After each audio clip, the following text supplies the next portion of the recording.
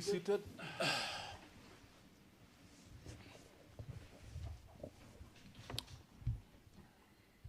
It's the 17th of March 2022. It's about 9:10. We're going to proceed with our inquiry into discrimination in general and racial discrimination in the advertising industry.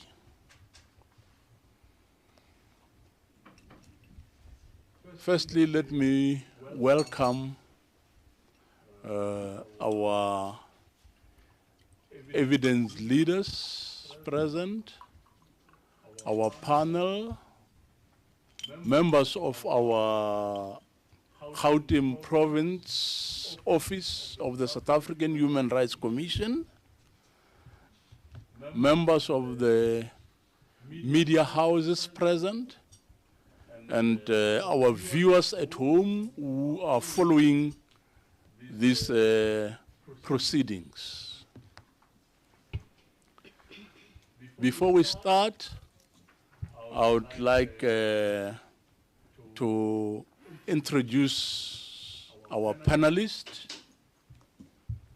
Firstly, it's myself, Gankatla Malachi. I'm a commissioner at the Human Rights Commission.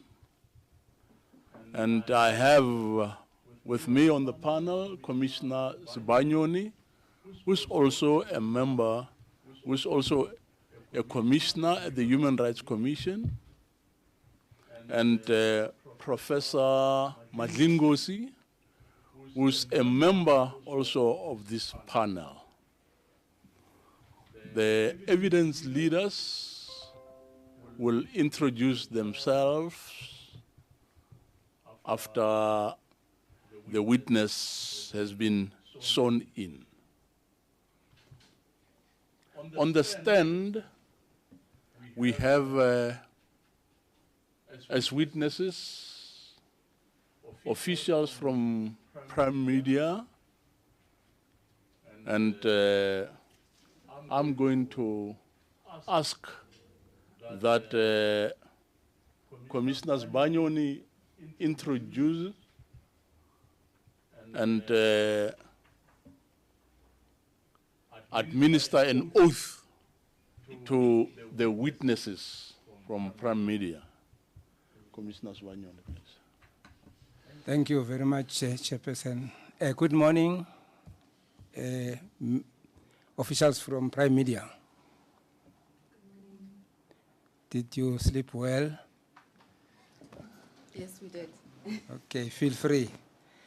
For record purpose, can you state your full names as they appear in your ID? Tulwana Rose Nchike. Can you speak to the microphone and a little bit louder? Okay. Tulwana Rose Nchike. Lu? Tulwana Rose Nchike. Okay. Tulwana Rose Nchike. The second official? Tay's name, K. Saunders. Thank you very much. Before I administer the prescribed oath, I will have to establish whether or not any one of you have got an objection towards taking the prescribed oath. In the event there is an objection based on perhaps religion, there is an alternative way of administering an oath that is an affirmation. So the first lady, Tulwana Nchike, do you have any objection taking the prescribed oath? No, I do not. And then the second lady, what about you? Do you have any objection towards taking the prescribed oath? No, I do not. Okay. Do you swear that the evidence that you will lead shall be the truth, the whole truth, and nothing but the truth? If that is the case, raise your right hands and say, "So help me God." So help me God. So help me God. Thank you, Chairperson. They are both sworn in. Thank you very much, Commissioner Sibanyoni. Now,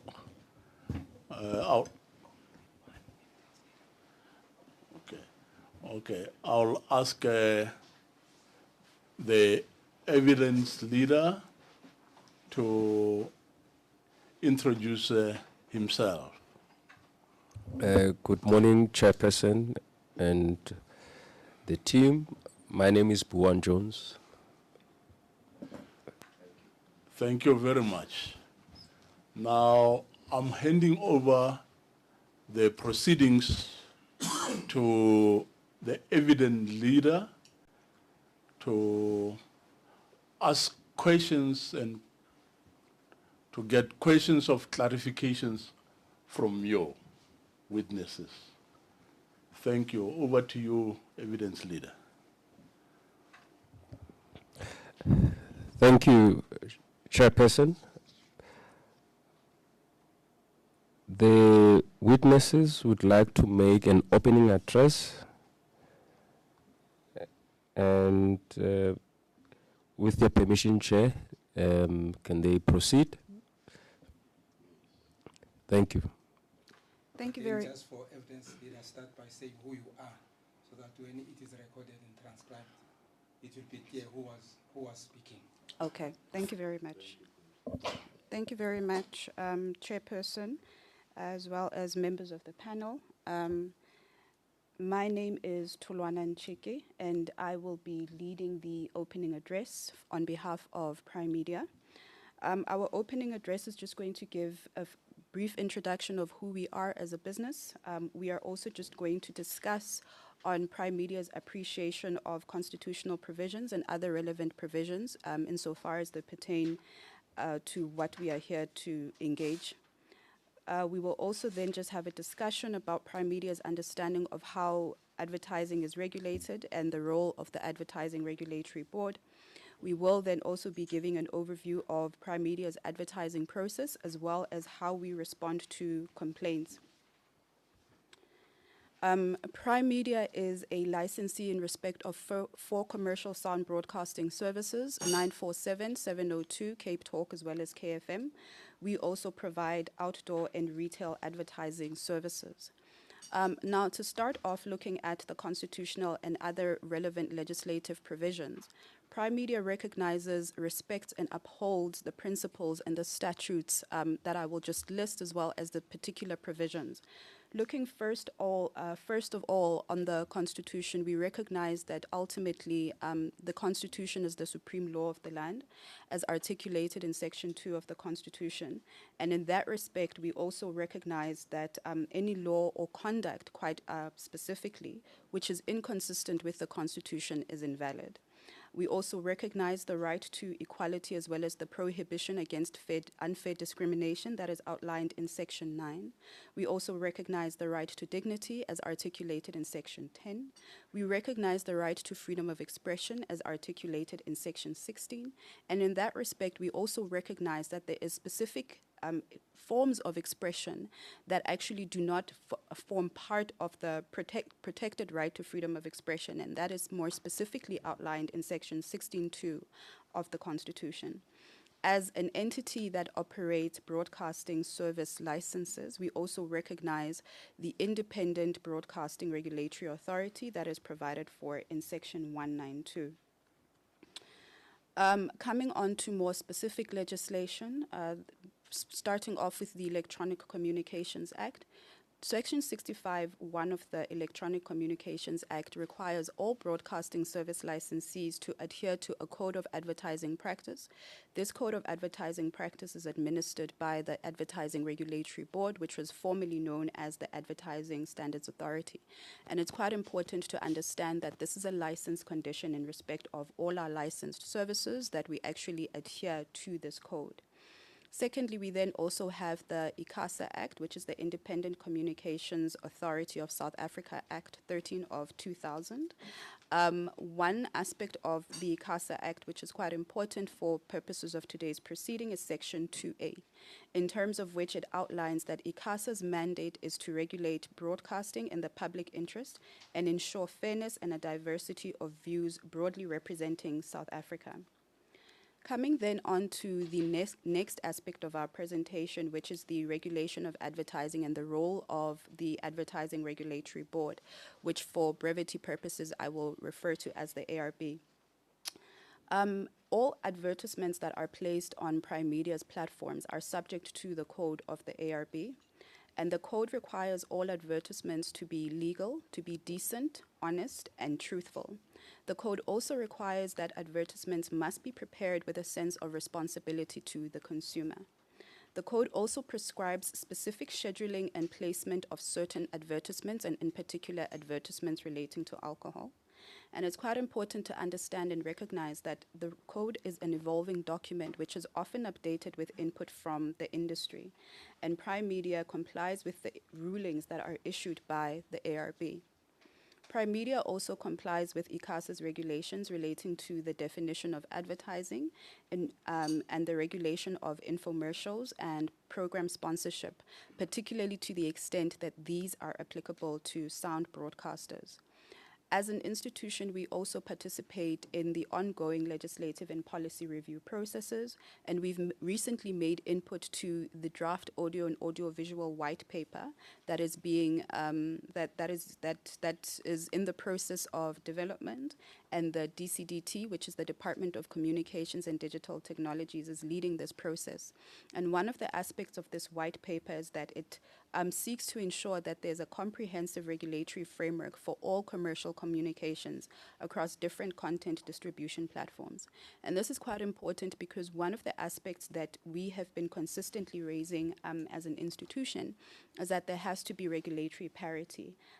In that all platforms have to be regulated similarly in respect of topical issues. So when we're talking about the regulation of advertising, there has to be consistent rules that are applicable across all platforms upon which advertisements are placed. I will then provide a brief overview of Prime Media's advertising process. First of all, there are three broad categories of advertising content which are placed on Prime Media's platforms. Firstly, there are advertisements that are supplied by us, by external marketing agencies. Secondly, there are advertisements that we create on behalf of clients. And then thirdly, there are self-promotional advertisements. These are adverts that we create to promote our own platforms. Starting first with the advertisements that we receive from the external marketing agencies, it's quite important to understand that Prime Media does not get involved in the creation of these particular advertisements, and we receive them as completed products from the external marketing agencies for placement onto our platforms. Upon receipt, especially in respect of advertisements that are going to be placed on the broadcasting platforms, our commercial loading engineers would first listen to these audios that we receive prior to placing them on the playout system. And this is to ensure that the content does not fall foul of the Code of Advertising Practice, as well as to ensure that they are of a professional standard. If we deem this content to be acceptable, they would then be scheduled for broadcast in accordance with the contractual arrangement between Prime Media and the particular marketing agency concerned. Where we then create advertisements on behalf of clients, we first would receive a comprehensive brief from the client, which would serve as a guide for the script development process. The client is given an opportunity to make input before the script is finalized. Thereafter, the client would then select a suitable voiceover artist to record the approved script. The client is also present during the recording session to provide direction to the voiceover artist, and we would then assist with the inclusion of sound effect or any background music that the client would request. And before the end product is essentially placed on our platform, then it would have to first be signed off by the client to confirm that they are happy with the product, and we would then schedule it for broadcast according to the arrangement that we would have between the client as well as ourselves. Moving then on to the self-promotional advertisements. These are generally generic live reads that we would request one of our presenters to read out. And in terms of placement of ads on our outdoor platforms, then we would basically develop content where we would use research findings that are published by the Broadcast Research Council to then inform the content of that particular ad. Just touching briefly on the process in relation to our ads that we place on our outdoor and retail platforms, there is a slight difference, and that's why we're just going to provide specific overview. In that respect, Prime Media would engage with external marketing agencies regarding the advertising space that's required by their client. We would then advise on what the appropriate production specifications would be for that particular medium, because outdoor requirements would be quite different from digital requirements. There would be artwork that is created, which would have to first be approved by the client prior to it being placed on either platform. If we as Prime Media have any concerns with that particular content, and that's the artwork, we would first request the client to engage with the Advertising Regulatory Board and obtain a ruling in respect of that particular ad.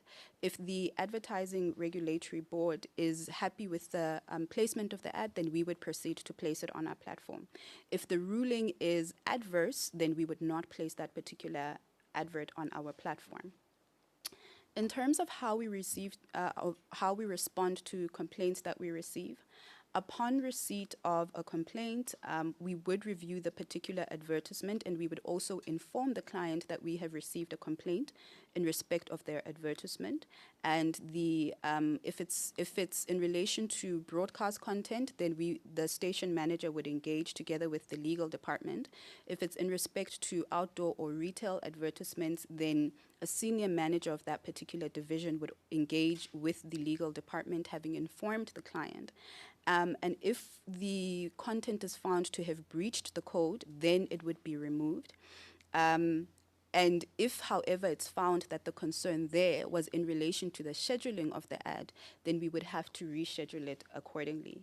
And that, Chairperson and panel members, is the end of our opening remarks. Thank you very much.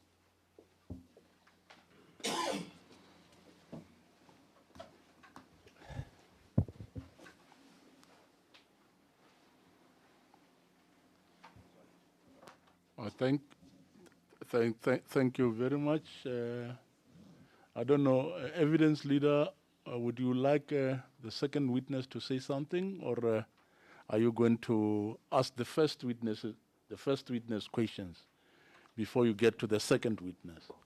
What is your preference? Well, the presentation is from Prime Media, so I will just get straight into the questions with your permission, Chair. No, thank you.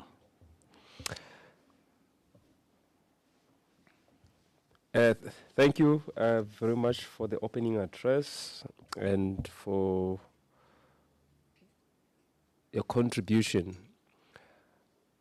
What is your role at Prime Media, and what is your background and qualifications?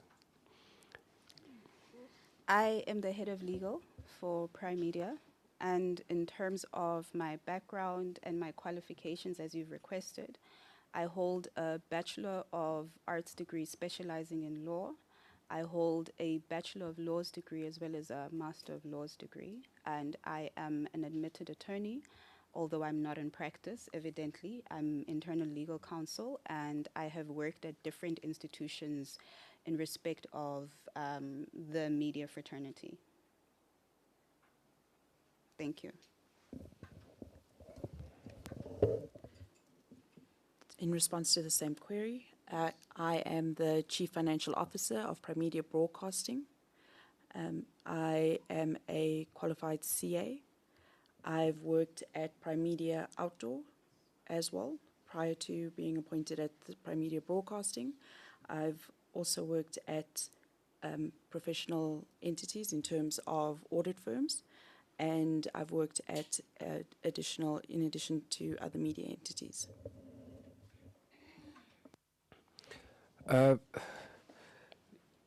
you, in your presentation, you described Prime Media. Would you say Prime Media can also be deemed to be an advertising agency, not just an entity providing broadcast services?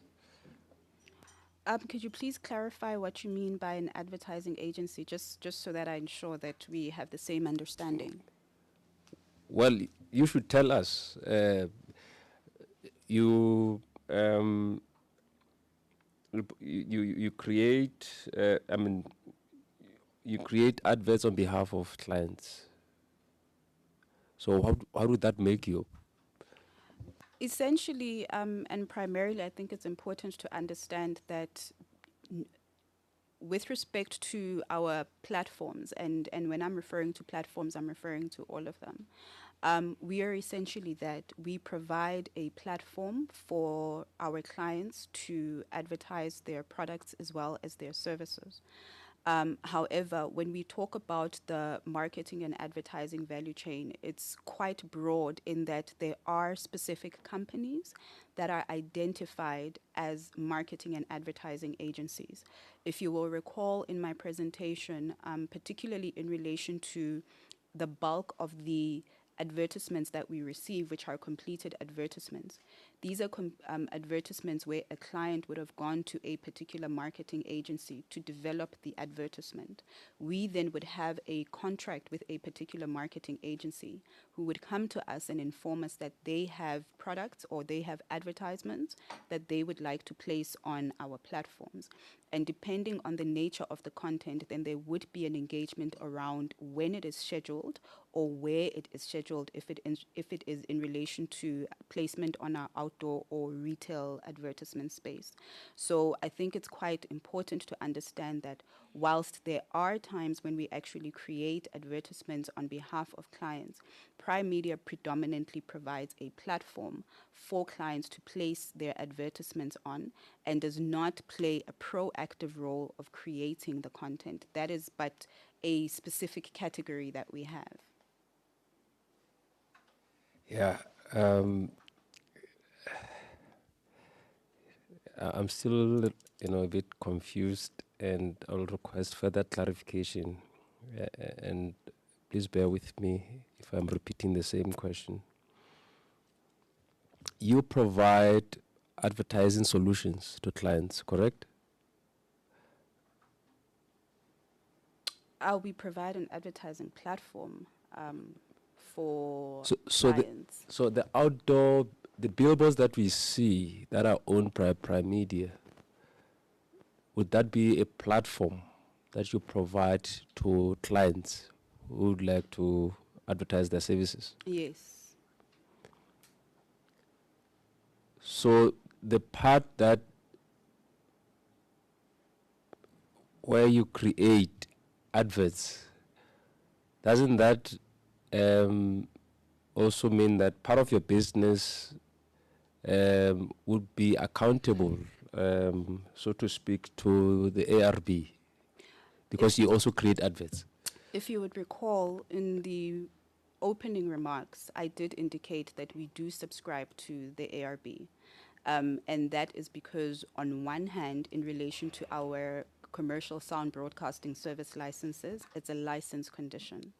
And because we understand that there are certain principles that need to be applied in relation to the content that we provide on our platforms, or the content that's provided on our platforms, that entire basket of content is subject to the Advertising Regulatory Board. So in all respects, we uphold the code of the Advertising Regulatory Board. And that is why I had also indicated that even with respect to the advertisements that are placed on the outdoor and retail service platforms, in the event that we have concerns about that particular advertisement, we request the client to engage with the Advertising Regulatory Board to first obtain a ruling, and that ruling would then guide and determine whether or not the advertisement is placed. No, thank you. I think that is very helpful. So you are regulated by both Ikasa, ARB, and who else? It is predominantly Ikasa and the ARB. Are you a member of any other association? We are a member of the National Association of Broadcasters, and that is an industry body that represents commercial community as well as public broadcasters. And we also do, to some extent, subscribe to the Interactive Advertising Bureau. However, the code of the Interactive Advertising Bureau is premised on the constitutional values, is premised on the ARB. So we do recognize that there are other self-regulatory codes that we are aware of as well, but we predominantly subscribe to the National Association of Broadcasters, which in itself is recognized as a member of the ARB. No, that's a. When was Primedia established or formed? I would have to get that information. I don't have the exact year off top of mind. Is it before 1994? Please hold on. Yes, it was before 1994. And who owns Primedia? If I may defer that question and just engage with my colleague.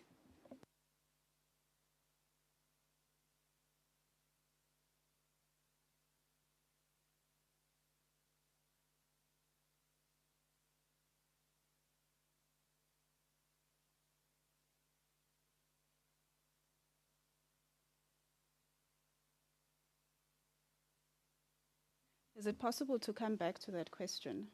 We don't have the information on hand. Is Primedia a listed company or a privately owned company? We're a privately owned company. Know who are the owners of the company that you work for? We do have a list of, we do have the information. It's just to then say you've asked for the largest shareholders, and it's in the form in terms of the shareholding percentage that we would then provide separately. Would you say Primedia is a white-owned entity or a black-owned entity?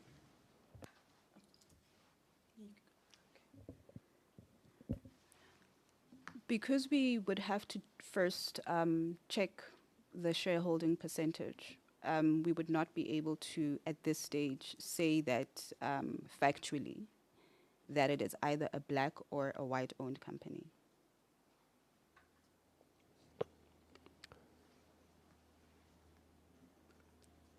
Who are the directors of Primedia?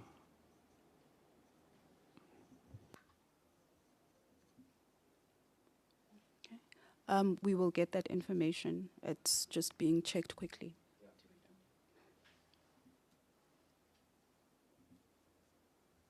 The reason I'm asking this is because of the claims or allegations, the oral testimony we had from the EFF.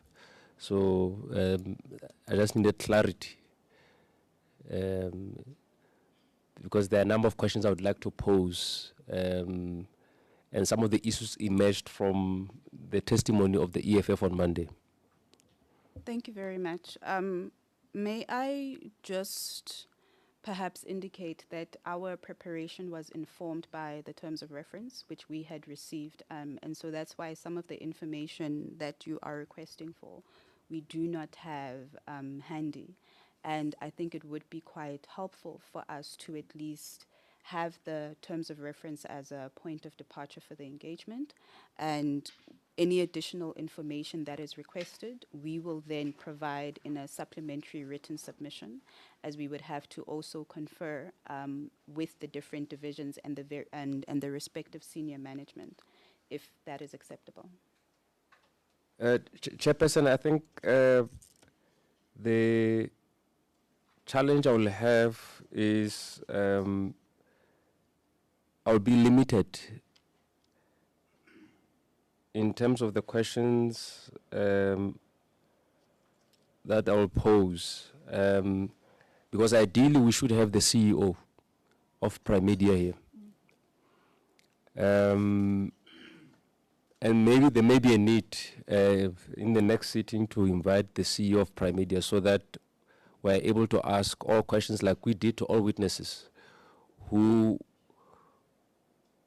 were able to answer questions. And of course, we are not averse to the request to supplement, which we have indicated with others that have appeared before this inquiry panel that they can always supplement. So my concern is that, yeah. Chair, can I come in? Yeah.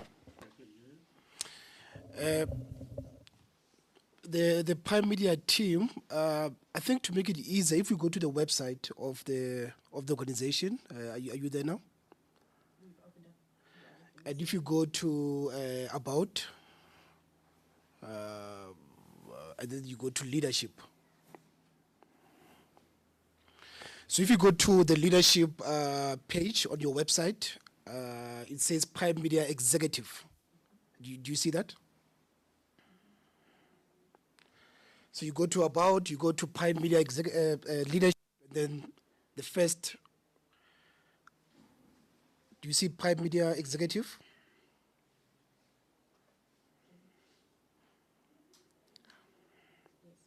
Yes, so it lists evidence leader 4 individuals as the Prime Media Executive. The first one is Mr. Jonathan Proctier. The second one is Christopher Patricius. The first one is Mr. Chris Williams. The fourth one is Mr. Roberts.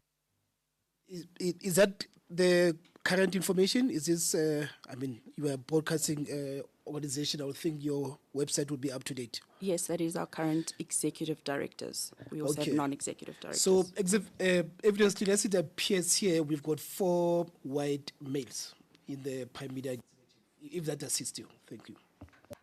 Well, it does assist. I think my only concern is the reluctance by witnesses to answer questions and to want to defer to, and to also want to dictate to the commission to confine itself. When the issues, the question that we're asking here will be assisting our own investigation in making a determination, in addressing other allegations that have been made before this inquiry panel. I think that's my challenge. Chair, can we have a brief adjournment? In fact, I think I was going to rule that let's adjourn for 10 minutes and then let the witnesses consult, and when we resume again in 10 minutes time, tell us whether they will be in the position to can answer the questions that the evidence leader will be putting, because as the evidence leader says, we are here trying to understand and get clarity on some of the issues, pertinent issues, which witnesses who came before you, made. They made certain allegations and I would like to prove them. So let's adjourn for 10 minutes and then consult, and then when we come back, tell us whether you'll be able to proceed assisting the commission to can delve deep into this matter. Thank you. We adjourn for 10 minutes. What time is it now? 9:44. Let's come back at... Can we make it 10 o'clock sharp? 10 o'clock, yes. Yeah. Let's come back at 10 o'clock. And then I'm sure the witnesses shall have consulted sufficiently. Thank you.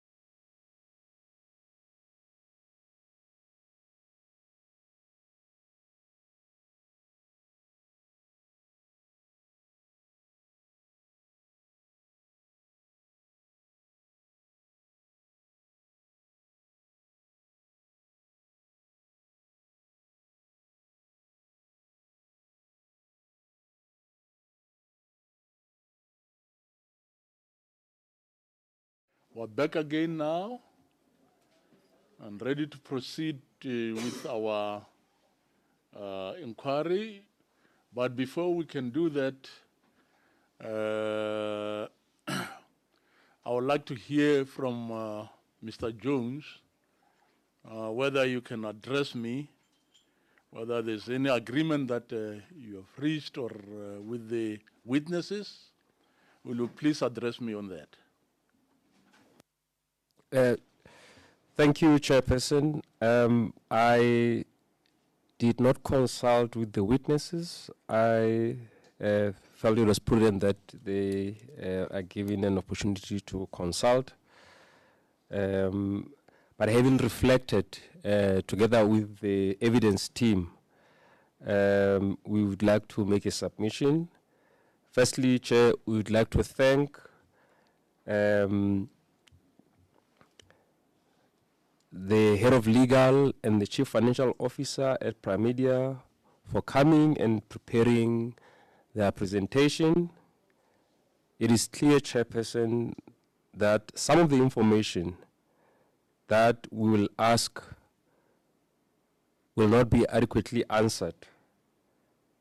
Therefore, Chair, we propose that we adjourn the proceedings and that the Commission invites the CEO of Primedia in the next sitting. Thank you, Chair. Thank you very much, Mr. Jones. And is there anything perhaps that the witnesses would like to say?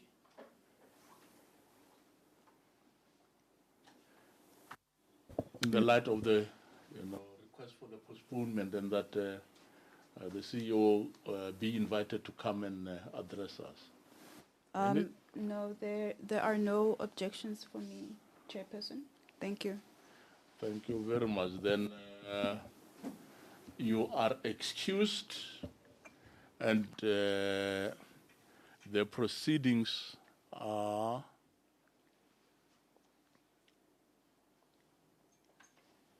Chair, we can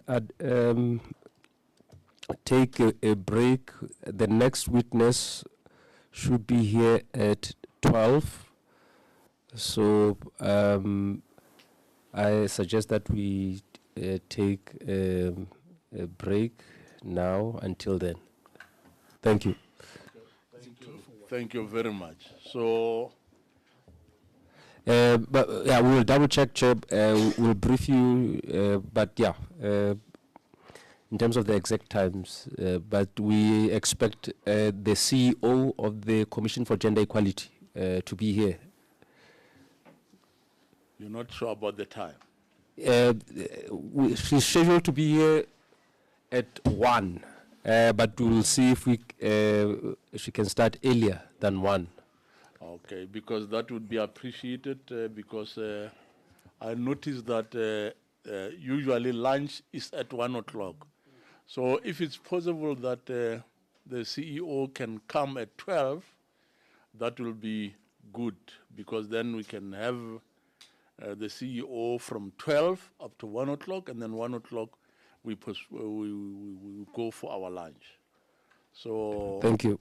We postpone up to 12 o'clock. Tentatively, thank you. Okay, and then witnesses, you are excused. Thank you.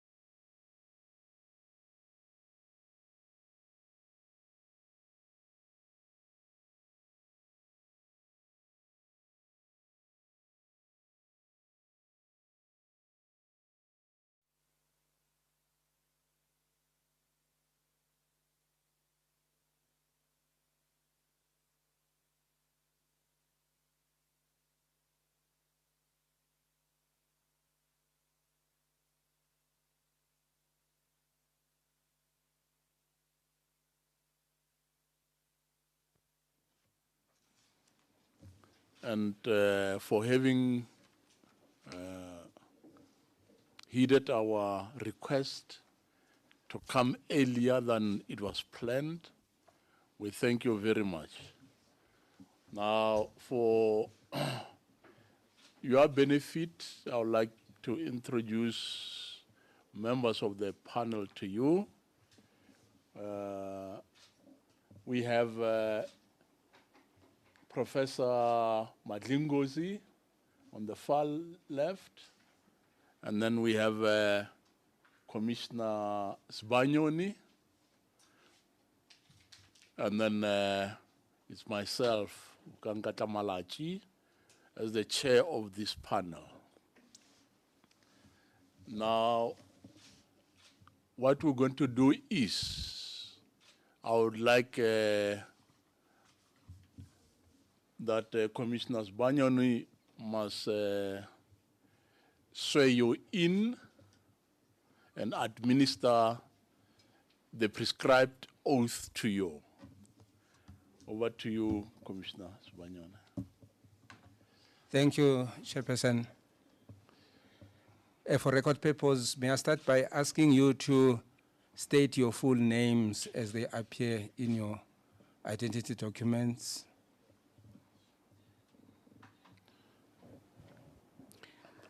My name is Jamela Ellen Robertson.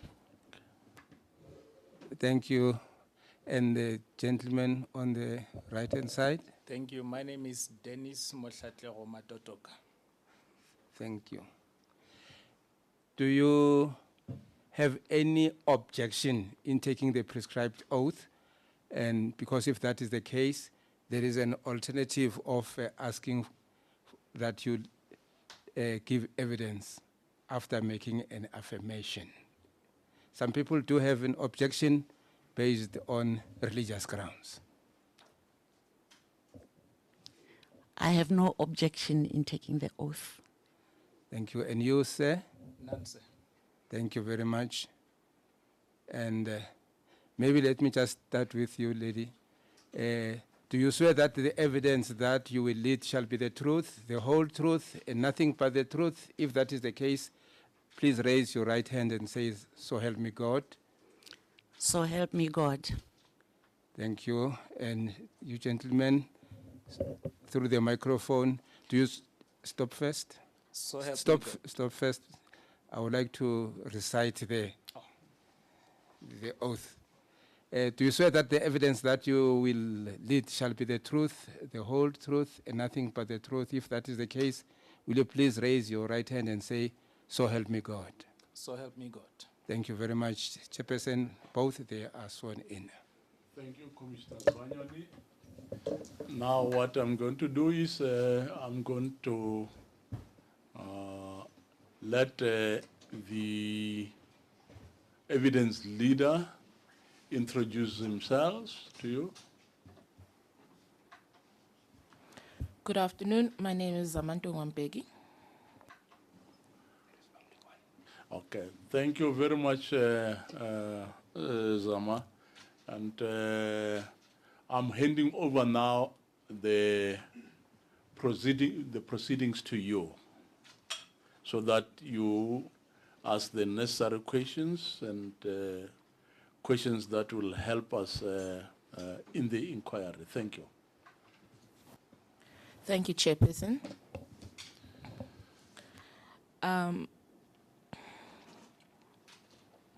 Please provide your background for the purposes of the Commission.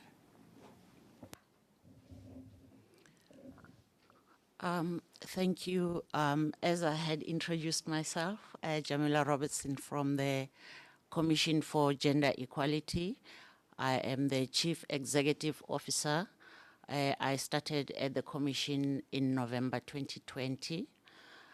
My background in terms of my education and career, I am a psychologist by training, but I went into my further studies into health systems, research and training in South Africa.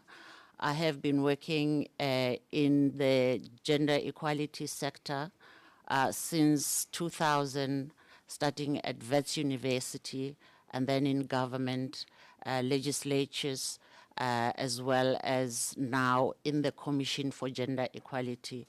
And lastly, I want to indicate that my work has mainly been that of transversal mainstreaming of issues of historically disadvantaged people, transversal in a sense of I have in my career been looking at issues of discrimination on the basis of gender, race, disabilities, and youth, amongst others. Thank you.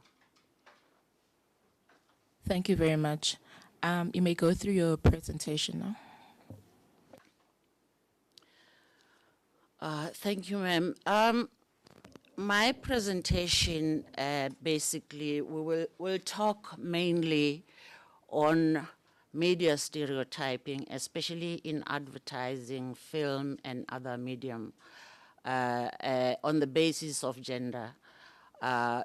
Because at this, within this context, speaking from the Commission for Gender Equality, perhaps just to allude a bit about the Commission for Gender Equality, which is a sister institution to the Human Rights Commission. Only while the Human Rights Commission is looking at the broader human rights, we are specifically looking at human rights as it pertains to gender equality.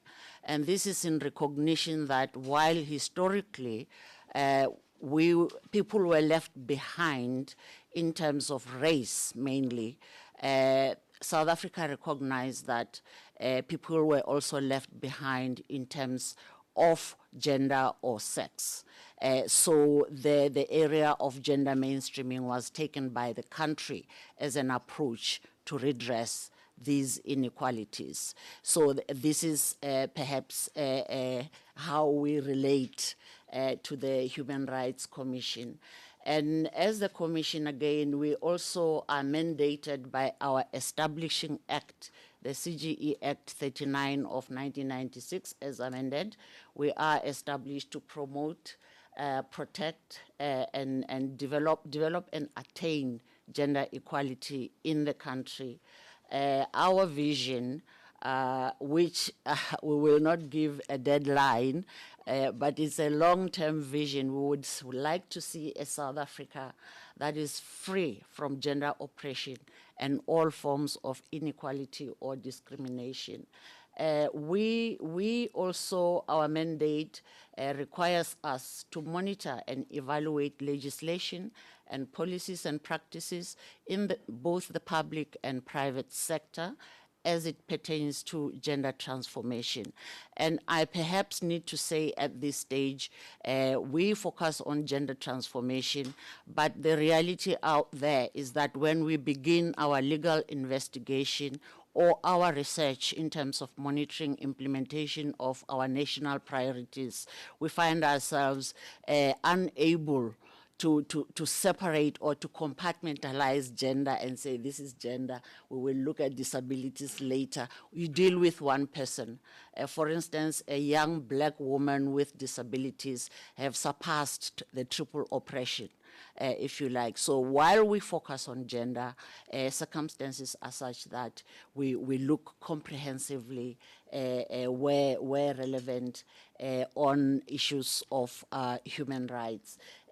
Perhaps to conclude here in terms of who we are as the Commission, that our Act obviously give us powers to subpoena and litigate on entities that perhaps resist or refuse to take our recommendation following our investigations and studies.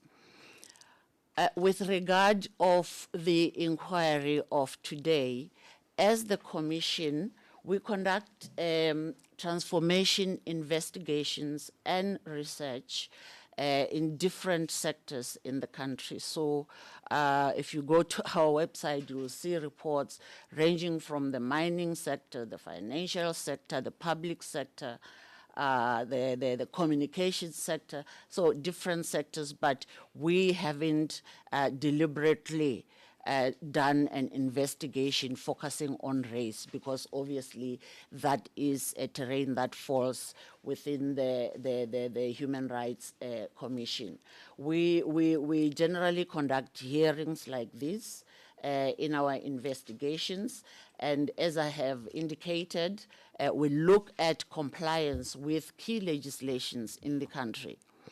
So we know that following our constitution, which is regarded the best in the world because it recognizes some of the, a host of grounds for discrimination. Thank you. I think it's about 17.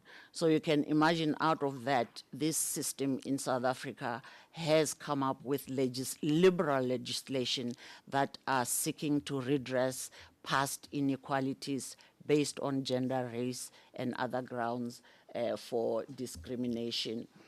The presentation, much as it focuses on gender, I want to highlight that perhaps the panel and colleagues in the room, as I speak to issues of gender, you can actually draw analogies to race. Because the basis of discrimination really is born out of the same mindset that says difference means superior or inferior. Difference means you wrong or right. We assign meanings to differences that we have, to the point where the meanings that we assign to different groups of people have a negative impact. We're sitting here because we have recognized that the media, deliberately or not deliberately, have perpetuated stereotypes that render certain groups of people in society to be vulnerable. And in our context in South Africa, even it's not cause and effect, but you can associate the stereotypes based on race and gender and how people are treated in the following that. Excuse me.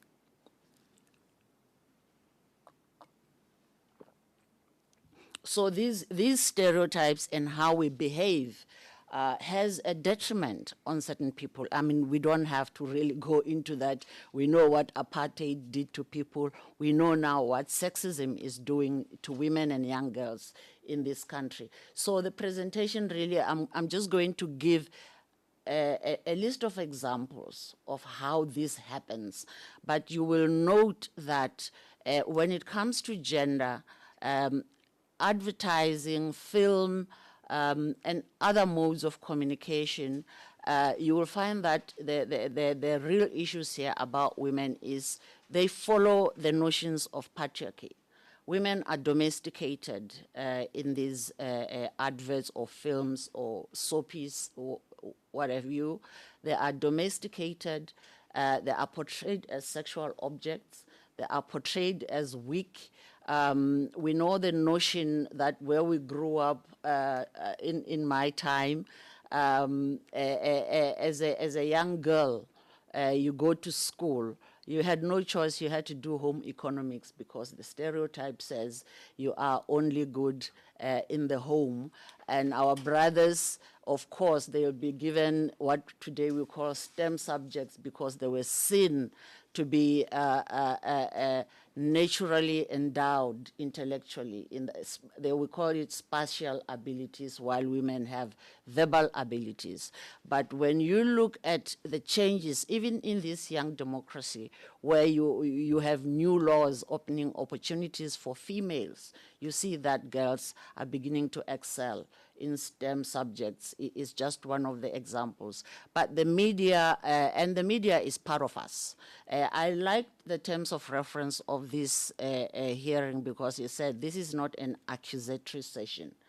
We are inquiring, we want to learn, because the media is a bigger part of who we are, especially when it comes to influencing our thought processes, our culture, and so forth. So they need to come on board and be part of transforming this society so that we don't perpetuate stereotypes that are harmful to people. So I have talked about the domestication, the sexualization of women, the objectification of women, and some of the examples in adverts, for instance, you used to have a situation where car dealers, they had blonde white women as their selling tag. So you just put a half-naked blonde white woman on the car, it will sell like hotcakes. Similarly, around different things. So this cuts across races, but there are, in our history, the recipients are black people. And we can't be shy around that we are portrayed as stupid, ugly, simple-minded, as black people, and similarly as women in patriarchy. That's why I say draw analogies as much as I'm speaking of gender. The mindset that discriminates use the same principles. That because you are black, there's something wrong with you. Because you are white, I can automatically trust you. You know, all those kinds of things. It's a very long history that we need to overcome, and we won't overcome it overnight. But as we keep having these engagements, for me, the idea is that we begin to think deeper about these issues, because if we rely on stereotypes, especially as the media that have such an influence in our culture, if we rely on stereotypes, you know, philosophers will tell you that a stereotype is a shortcut to thought processes. So when you rely on stereotypes, basically people will look at you and say you are ignorant, you are less evolved. I mean, at this day and time, why are we sitting here talking about prejudice?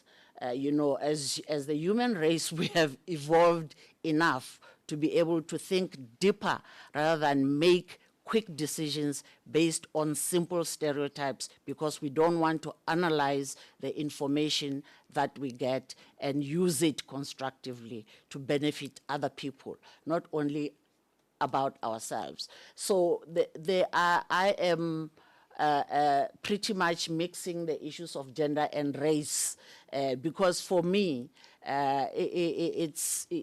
you can't compartmentalize these things. I know in terms of our systems, we need to focus so that we are able to intervene, but in real life, we're dealing with the same human beings. So this detail in my presentation really is just trying to give that picture. And thank you for printing and distributing, because I don't have to to read line by line in the presentation, but just to indicate broadly that issues of gender and race, and also disabilities, and also LGBTIQA plus people, and you know, all the groups that as a society we have decided don't deserve the rights that everyone must enjoy. We put them at harm's way, and we can see the symptoms when we look at the country around gender-based violence, 10-year-olds falling pregnant, and all those kinds of detrimental situations that are happening. And we are saying, because we portray our culture the way we do through the media, we are perpetuating these things. Intentionally so, I'm not sure, but unintentionally so, let us be conscious about it and begin to change the narration. Thank you, Chairperson. Sorry, thank you, Chairperson.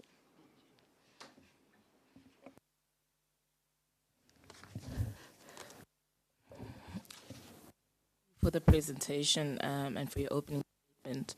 For the purposes of this inquiry and for the same page, would you be able to provide us a definition from the CGE for what discrimination is? Yes. Discrimination, and again, I will say whether it's on the basis of gender, race, and everything, but it is an act of distinguishing, let me say distinguishing people, excluding people, restricting people from accessing various benefits in life. If you're talking about human rights, you restrict people from enjoying their human rights because you believe who they are is either wrong or right, or it's either inferior or superior. So you deliberately assign meaning to difference for the purpose of excluding people. And like I said before, what is key is the impact of that exclusion. So it's not the act itself, but the impact of that act that becomes detrimental to us when we discriminate, regardless of what grounds of discrimination that is. The CEDAW Convention, CEDAW is the convention, it's a very long convention that we are signatory to. The acronym is CEDAW, C-E-D-A-W. It has to do with non-discrimination. And that's how it defines discrimination, that you exclude for the purpose of marginalizing people. And then in South Africa, I usually say deliberately so, and sometimes not deliberately so. Thank you. How would you then also, as the CGE, define gender stereotypes? And if we have an example, please. An example of an advert that perpetuates a gender stereotype. You know, gender stereotypes, especially through the media, I alluded to it briefly in the beginning, but I will give another example, for instance, where advertising for household products, obviously that is the terrain of women. Sometimes you have advertising where women are used as, like I said, a selling tag. I don't know whether that's the right terminology. You know, where you place a woman on a product and it will sell. I used the issue of the car and blonde white women earlier, but it's similar even with black women. So I'm trying to think of a specific advert, but they are so common. And when it's men, of course, the trend follows the patriarchal values. Men will be portrayed where they are doing something strong, something macho. You know, I don't remember that advert about black men digging the rails, singing Shosholoza. Obviously, the white guy at the background, and we know that's how racial stereotypes are also perpetuated. And it's not a surprise.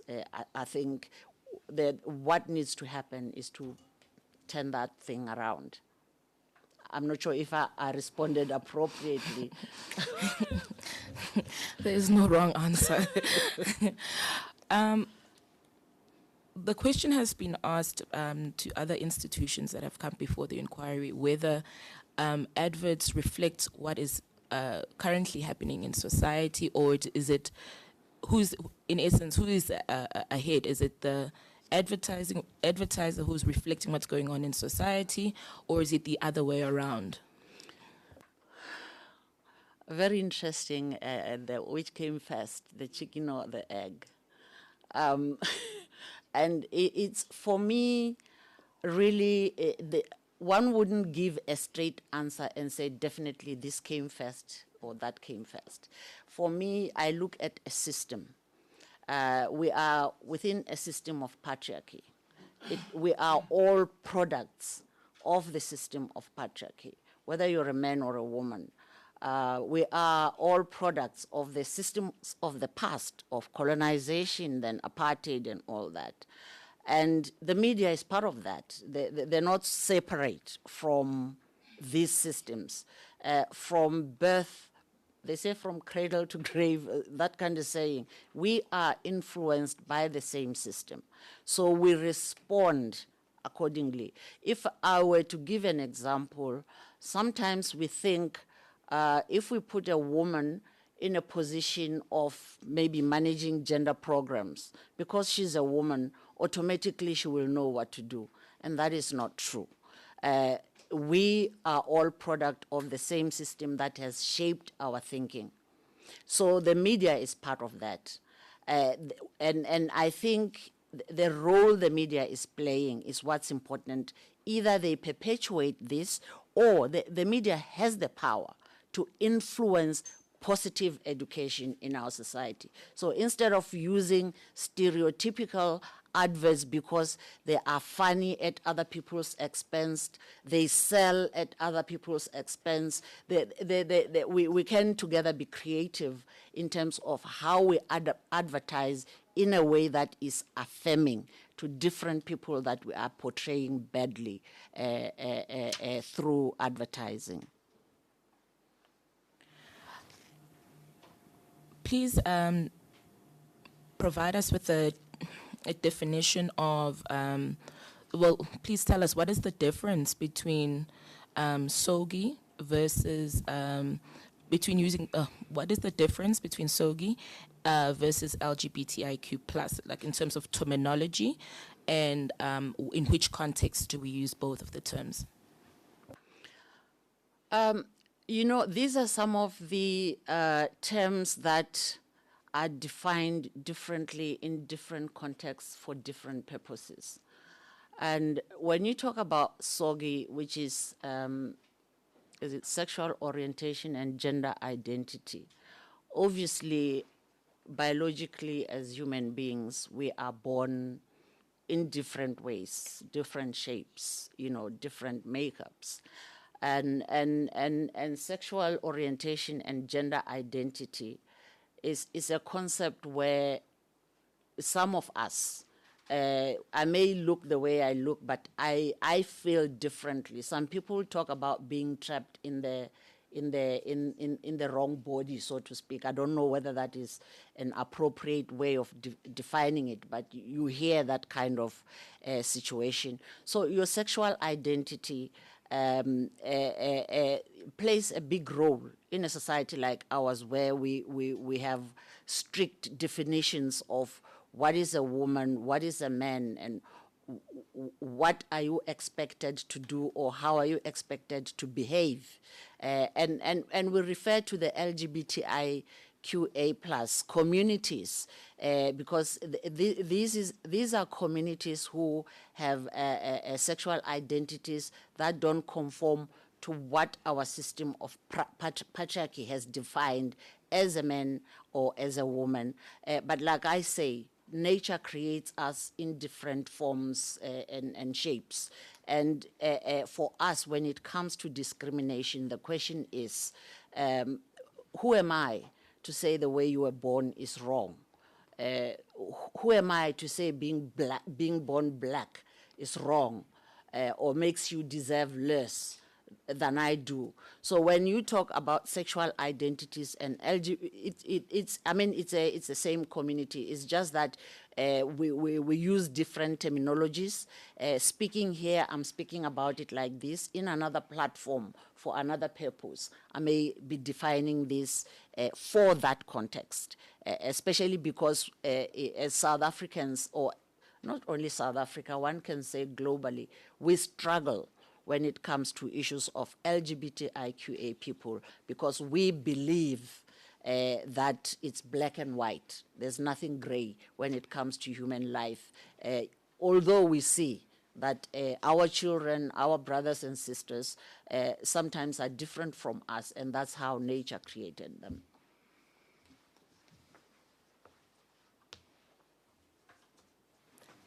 For the purposes of the advertising agencies, why is it important for the agencies to understand the language and the definitions that you've just given to us? For me, it's important to understand the language because, I don't know if it's the other way around, language influenced thought or thought influenced language, and either way, it influences behavior. So the messages that we put out there, you know, the advertising has subliminary messages that hit the subconscious without, sometimes even without realizing. You see a billboard, one quick tagline, and it will stick with you, you know. So it's very important that they don't only understand the language, they only understand the impact of the language used. Because like I said, sometimes it's not the action that matters, it's the outcome of the action that matters. Because the action may not be intentional, but if the outcome is harmful to other people, you don't only need to understand the language, you need to understand the implication of the language and how it influences people's thinking and behavior out there. We do know advertising works. Speaking of implications, according to the CGE, who is responsible for bad advertising? Or which body should be responsible should we encounter a bad advert, as a distasteful advert, a racist advert, or an advert that perpetuates gender stereotypes? And I will also give Doc an opportunity to speak here because he has the longest experience and he knows what the institution has done. Doc, if you want to talk to that in terms of... Thank you, CEO, and thank you for the question. I think the question raises the current challenges that the advertising sector is experiencing in South Africa. In terms of who has to be accountable for that, our view is that we need to have a regulatory body that is not a non-profit body or a company. Because when you have a non-profit organization that is responsible for ensuring that there is compliance with the codes, in the current situation in South Africa, it's applicable for members of the ARB. Now, if you have non-members, we currently have a challenge of ensuring that there is adherence to the standards expressed within the codes. Now, what problematizes this even further is that we have now, as the diocese, as of last year, I think July, where the High Court pronounced that the ARB basically cannot make decisions or binding recommendations to non-members. Now, what that it means essentially is that agencies that do not form part of this regulatory body do not really have to adhere to the standards expressed within the codes. Now, that's a gap on its own. Now, our view is that currently it's problematic to shift this responsibility only to the ARB as the sole institution or entity that is tasked with ensuring that certain standards outlined within the code are adhered to by all agencies. So our view is that we need more than just a non-profit organization. We need perhaps even a statutory body. We need perhaps pronouncements that will talk to the diocese that was pronounced by the court last year. Thank you, ma'am. The ARB and other institutions have been before this inquiry, and the question was then put to them about whether they believe that they have these teeth that you're referring to. And I think we've all, in essence, that they've identified that to be the problem. Is there a way for CGE to come in then, if we have identified that as a problem? The CGE will always be available to conduct gender sensitivity programs to highlight the gaps and to ensure that everybody is sensitized about the gender dynamics within the workplace and in society as a whole. But to us, what is the challenge now? I'm not sure because the colleagues appeared before here. If the judgment of last year has not been appealed, this makes the work of this inquiry even a little bit difficult, in my view, precisely because you have a decision that says the ARB cannot make findings or recommendations that are binding to non-members. That is a court decision that is currently standing, unless it is appealed. I know ARB did express sometime last year its intentions to appeal that judgment, but until it's appealed successfully, so that is the decision that is binding. Now, the inquiry, and perhaps even us from the CG, it makes it difficult that we have a pronouncement that says we have entities that don't really have to abide by a specific code and the standards. So it's a bit problematic. In as far as the CG is concerned, the only role that we can play amid that judgment is just to play the sensitization workshops that we do with the public and the private sector. Thank you. Speaking of the sensitization training, might not have data before you, but would you say, some might question their effectiveness. Would you say, as the CGE, that they are effective, and if they are, to what extent?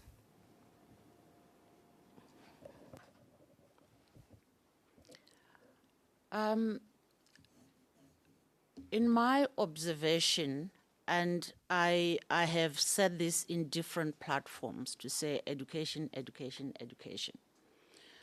Because here we are dealing with shifting the paradigm, and from internalized beliefs that have been reinforced for hundreds and hundreds of years, whether on the basis of culture, tradition, religion, faith. This is who we are. And for me, when I look at South Africa, young as our democracy is, I think we have moved strides. We're not perfect. And through education, public education, you educate 20 people. If 2 of those come out understanding and influencing others, I think it works, not as fast as we would like it to work, but we have changed as a society in South Africa. We still have a long way to go, but education has always played a key role. And education from us as Chapter 9 entities and other entities, but also education in terms of our education system. These issues need to start there. Well, they need to start from home, to the educational institutions, to the religious institutions, and throughout society. So I usually say we cannot underplay education because we are not seeing its fruits in our faces. But if you look at the bigger picture, our educational programs are making an impact, perhaps not as much as we would like to see. Thank you.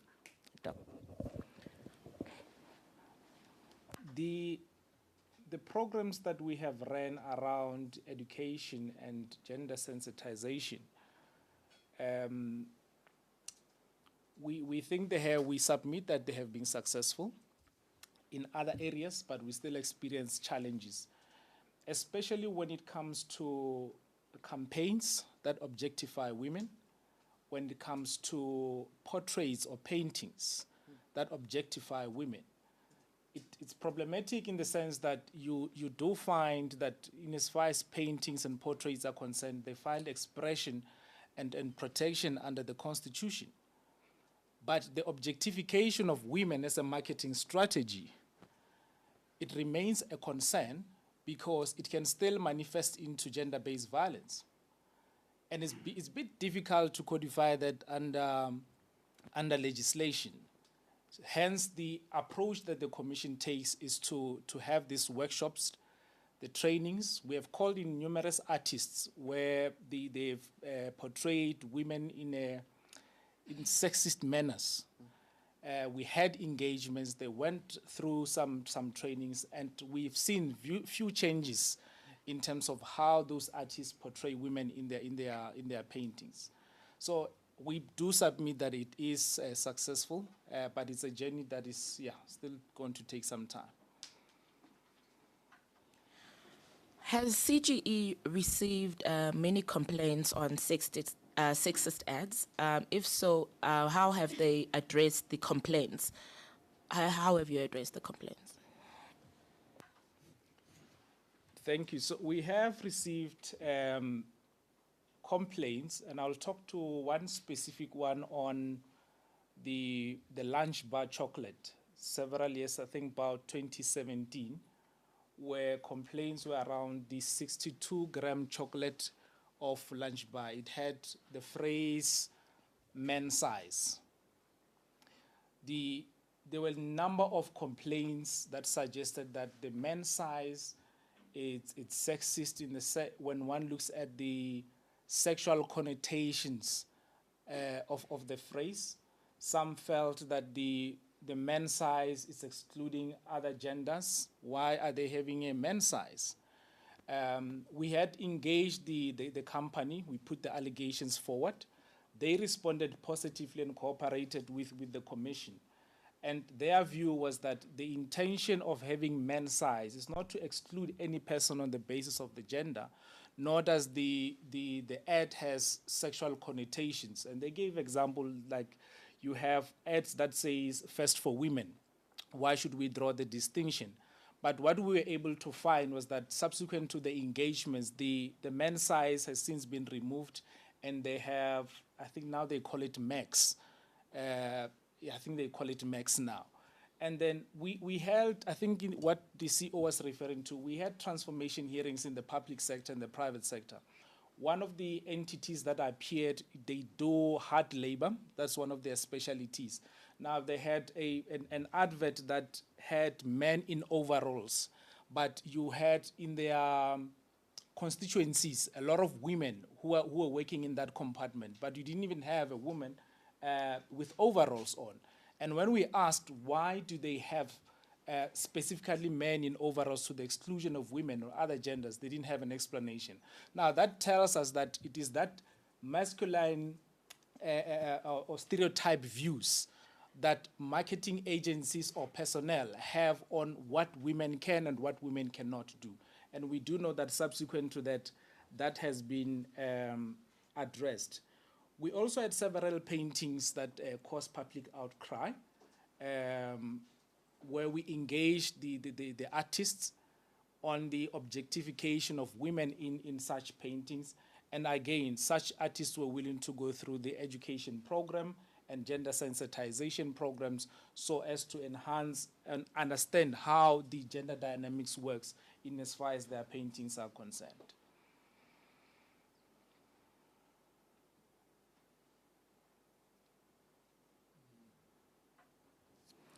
There are two aspects to this inquiry. The one that we've unpacked now, looking specifically at adverts, but the second aspect is looking at the advertising as a sector on its own, the advertising sector.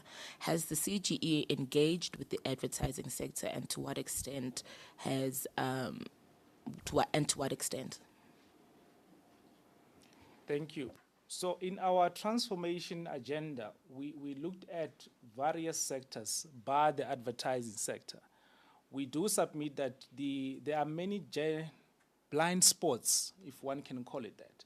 There are many blind spots in as far as transformation is concerned in many sectors. When you look at the construction sectors, you look at institutions of higher learning, there are many blind spots that we have so far identified as an institution.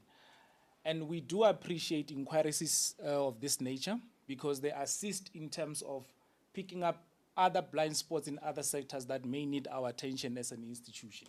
So far as the Commission, we have not specifically dealt with the advertising sector, but we are taking notes and lessons from this inquiry.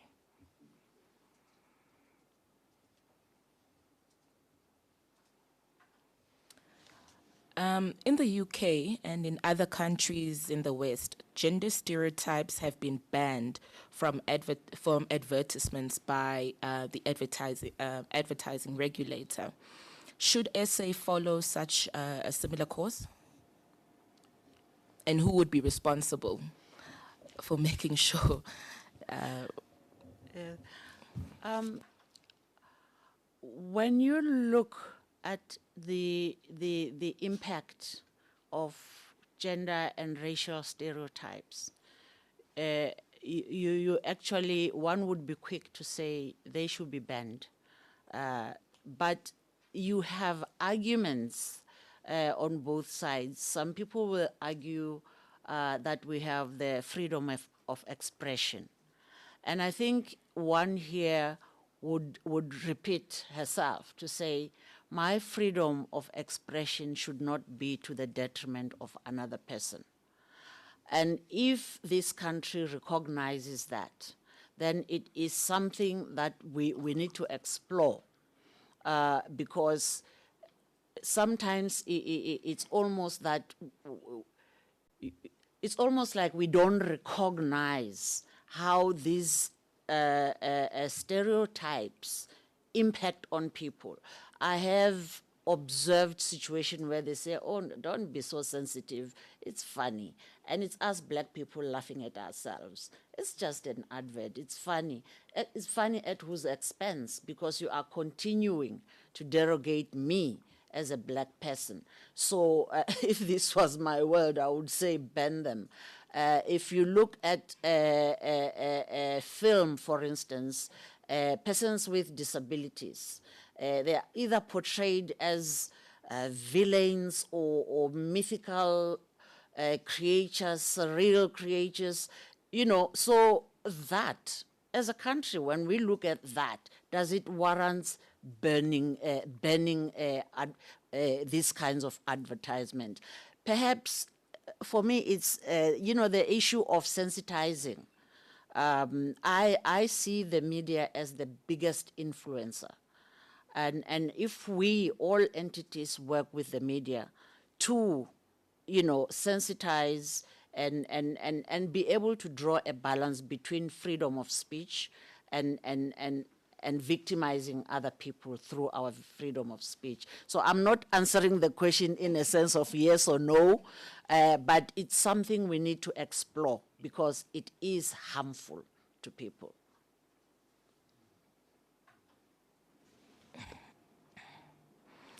You make mention, there was mention of the transformation in the public and private sector report, not looking at maybe this advertising sector specifically, but there have been submissions that have come to the inquiry about the lack of transformation in the sector itself, and there were recommendations that let's put people in positions. Reflecting on that as a solution and based on the report that you've submitted, is that a solution? Just putting women, you're putting non-binary people in boardrooms and etc. Is that the solution?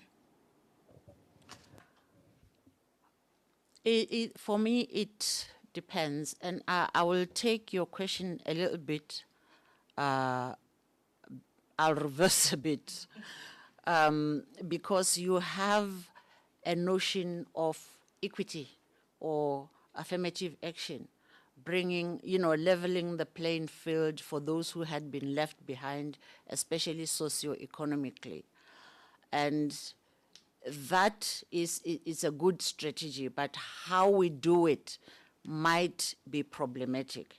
I don't believe in taking me and putting me in a position, perhaps even setting me up for failure simply because you want to bump up the number of women. Having said that, the notion that women are not competent to sit in particular positions is not justified.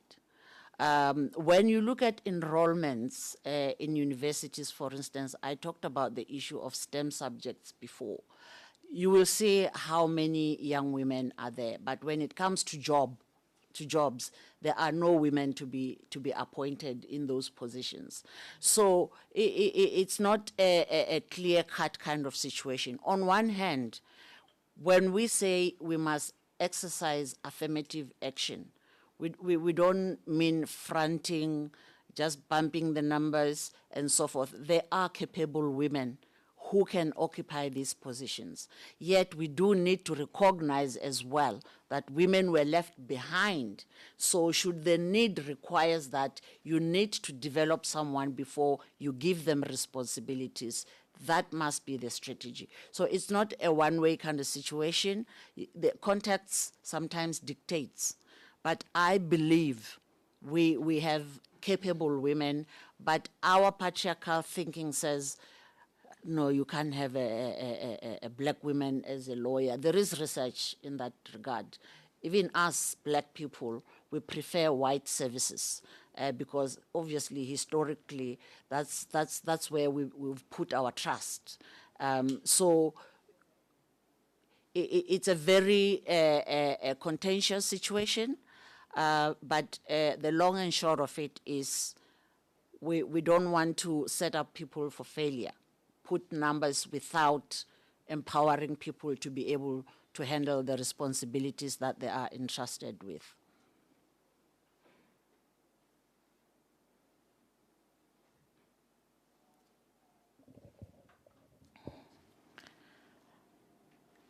I think as a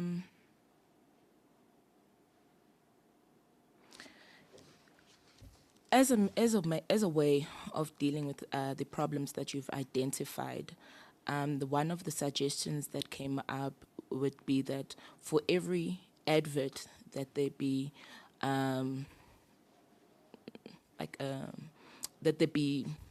the adverts are tested out in some way. You make this, but there's a question of to what end.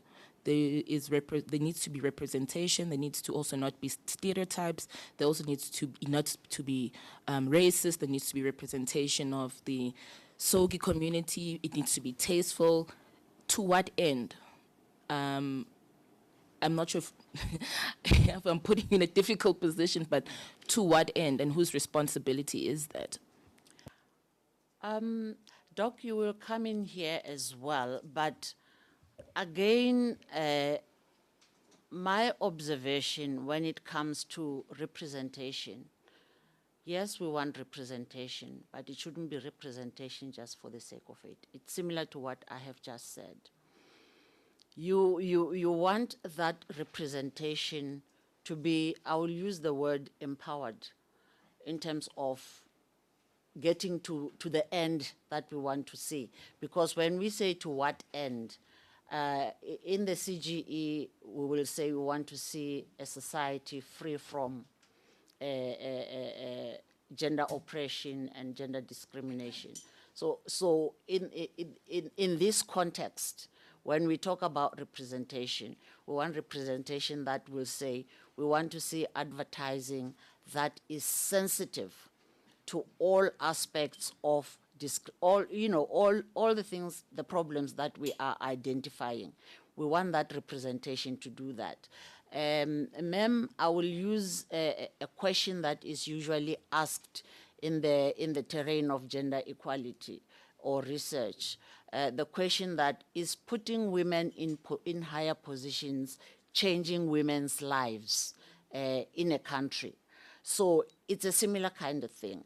Earlier I spoke about just hiring me as the CEO of the CGE because I'm a woman, thinking I will automatically understand the dynamics of gender inequality and the history thereof, and the nuances of everyday living. It doesn't work like that. We all are products of the same system. That's why you find in some situations people will say, oh, it's mothers-in-laws who are oppressing women, or, all those kinds of things. So representation must also be informed by the quality of that representation. Are there recommendations from the CGE for both government and for the private sector relating to this matter?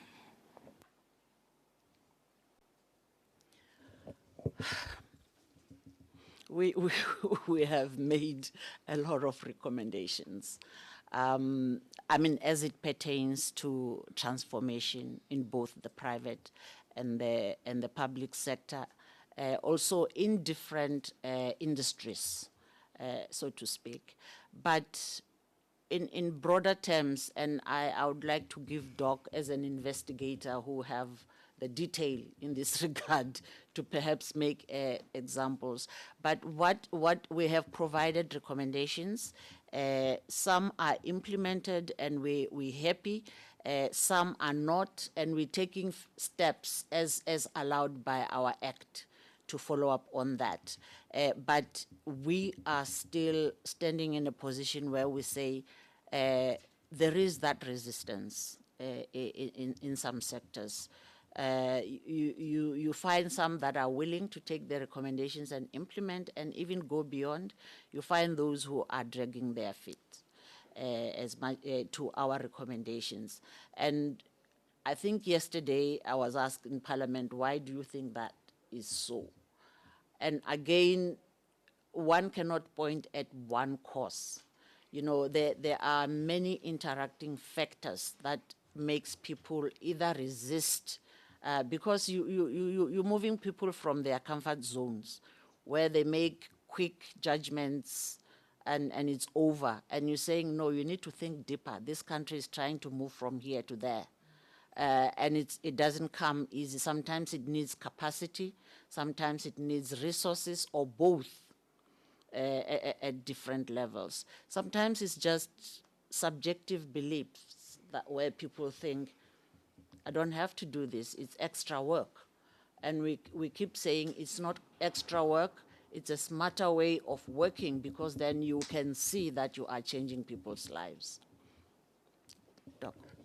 Thank you, CEO. So I think one of the recommendations is we need to address the issue of self-regulation within the private sector, because as long as we have self-regulation, it's going to be difficult to deal with entities that do not want to comply to specific standards or codes that are set out in the sector.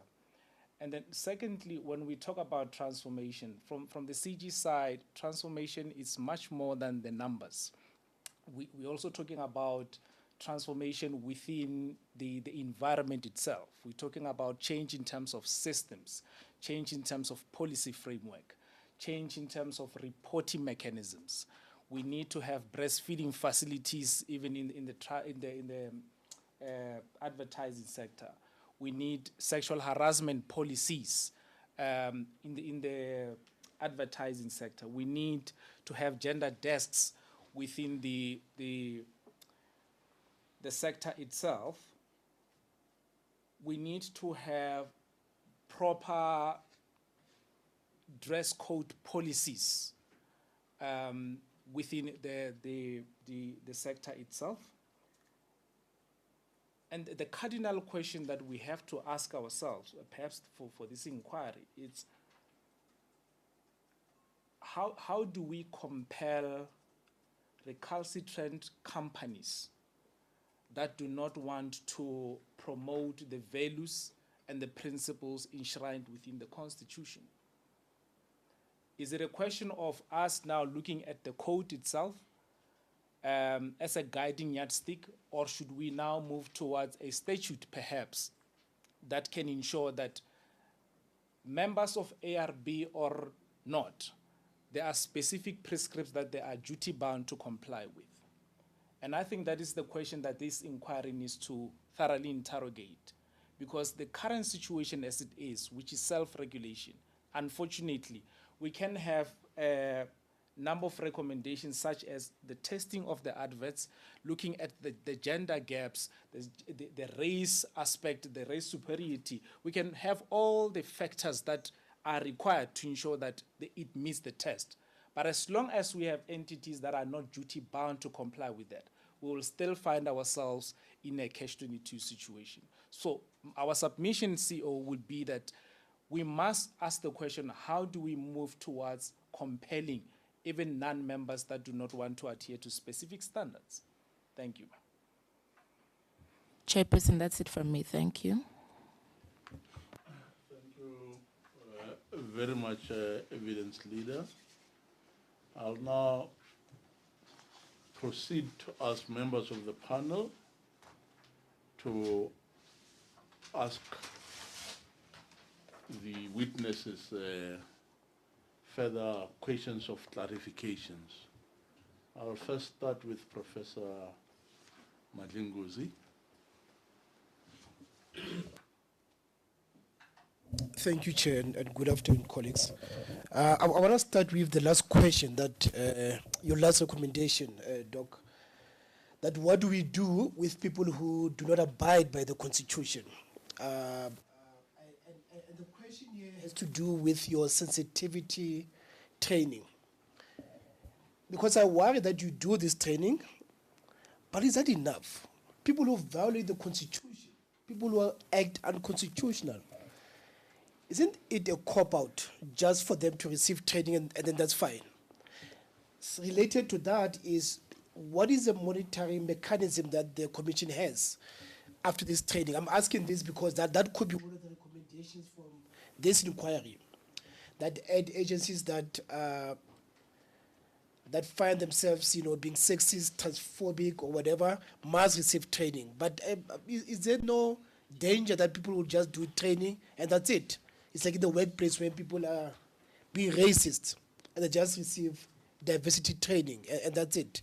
So can you tell me about your training and whether do you really think that's enough teeth? And I'm going back to your last recommendation. And whether follow-ups, monitoring. I've got 4 questions, Chair. Can I ask two? Please. Okay. The second question, please help us with this notion that you alluded to, CEO, at the beginning, that when we investigate issues of sexism, of course, other issues also crop up, ableism and so forth. This notion of intersectionality, I think that's a very, very crucial concept, and it will benefit this inquiry if we can unpack it a little bit, how we and the advertising industry should be mindful of being intersectional in how they understand these issues. So I think those are the first 2 questions. I'll come back with 2 others. Thank you.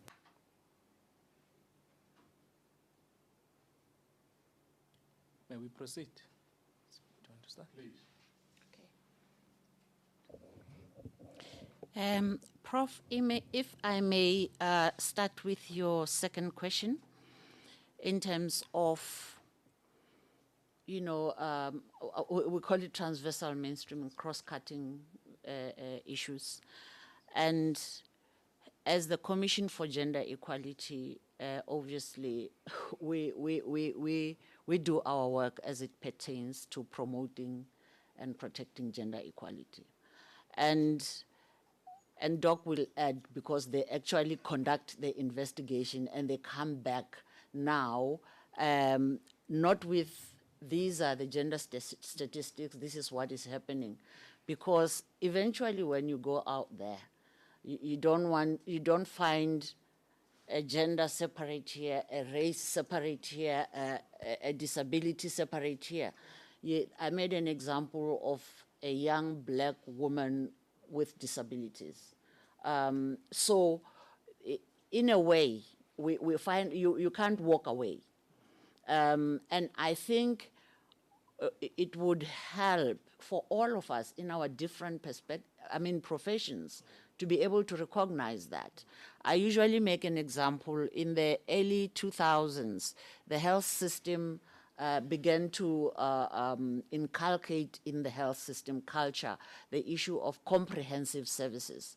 Because before then, you had a woman go here for contraception. And then when they're done, tomorrow they'll go to another facility for something else, antenatal services. And then they go somewhere else for a headache. So you want to try and understand people as a whole. Never mind, I'm not sorry, I shouldn't use that word. Never mind, we do mind our mandate, it's gender equality. But we can't ignore the reality out there that we are dealing with whole individuals who have surpassed the notion of the triple oppression. And we bring investigations that reports that when we come back from our investigations. Doc, if you want to talk to. Thank you. Still digesting the two questions because they are so spot on, Prof, in the sense that sensitizing can never be enough, but it's necessary. It's necessary in that, in our experience, we found that once sensitization programs have been concluded, we find that now more complaints are now reported because now people are aware of what is wrong and what is not right. And we do find that because of such complaints, we are even able to say, can you as an institution or as a sector develop specific policies now because of the nature of complaints that will be arising because of now persons or employees are aware of specific challenges. But we still have a challenge in offenders that are repeating the same conduct. And often we would say, then let us go and litigate and ensure that there's enforcement. But I want to raise something that is a bit of a challenge, because we often have public outcry on matters relating to race, on matters relating to perhaps maybe specifically the one on the clicks advert that the terms of reference referred to, where there was obviously a common public outcry. But we do know that as of last week, there's an Equality Court decision that basically said, well, the complainants were not able to prove that there was a prima facie case. But, you know, when now you start to have court decisions versus public outcry, you are obviously, because of the principles of legality, challenged to abide by such. But we do think that even if such decisions are out, there is a necessity to have gender sensitization workshops, just to highlight those blind spots to avoid such public outcry. We do monitor, we still find challenges. As we were saying, once we litigate, we have an outcome. We are still, in our view, duty-bound to conduct those sensitization workshops. And sometimes we do find that the entities actually appreciate. The more we go into discourse, the more they start to understand, the more they change policy frameworks. Thank you, Prof. Thank you.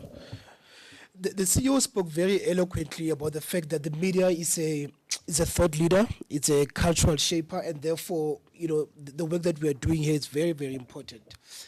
There's a question, though, and I want to hear you on this, that of course the media must not publicize or advertise or market in a sexist, racist, homophobic way.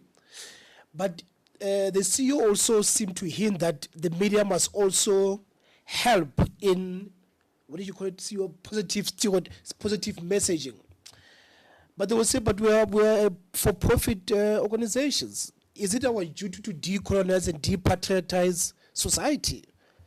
Right? How do we deal with that kind of attitude? And it's a very big obstacle that we have faced in this inquiry, that, yeah, tell us that we shouldn't be racist or whatever, but you can't force us to depatriotize or decolonize society. How has the CGE come up with strategy to cajole people, if you can share that with us? The second question is a little bit, I'm hesitant to ask it, but I will ask it. In the UK, they've banned magazines that display naked women on the cover, for example, or on page 3, in there's a newspaper there called The Sun newspaper, for example. We have the same in South Africa. And the CEO was saying, this is what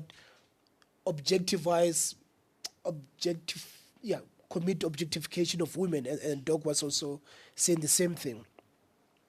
And paintings also, right? Paintings, magazine, and so forth.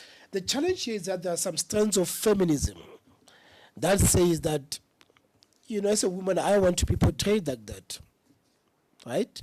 Because it's my body, and I'm proud of it. What is the balance there? I'm not talking to the CEO's answer about freedom of expression. Of course, there must be limitation.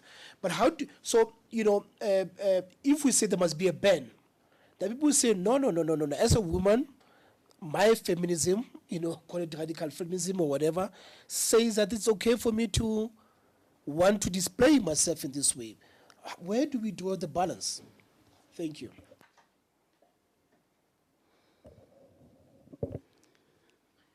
Yeah, ne? The balance. Prof, very interesting question, because what you're saying sometimes is influenced by religion.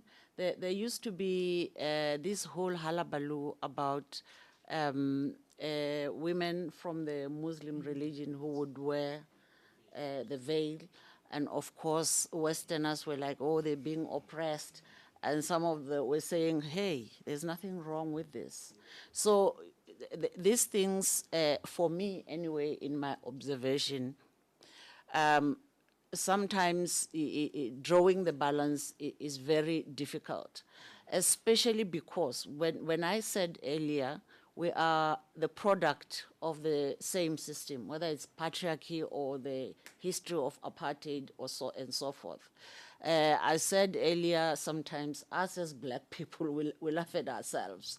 Jokes that are made at our expense, we think they are funny. We have concepts like the yellow bone thing, you know, all those kinds of things. So you find a situation where at a personal level, I might want to show what my mama gave me, as they put it. And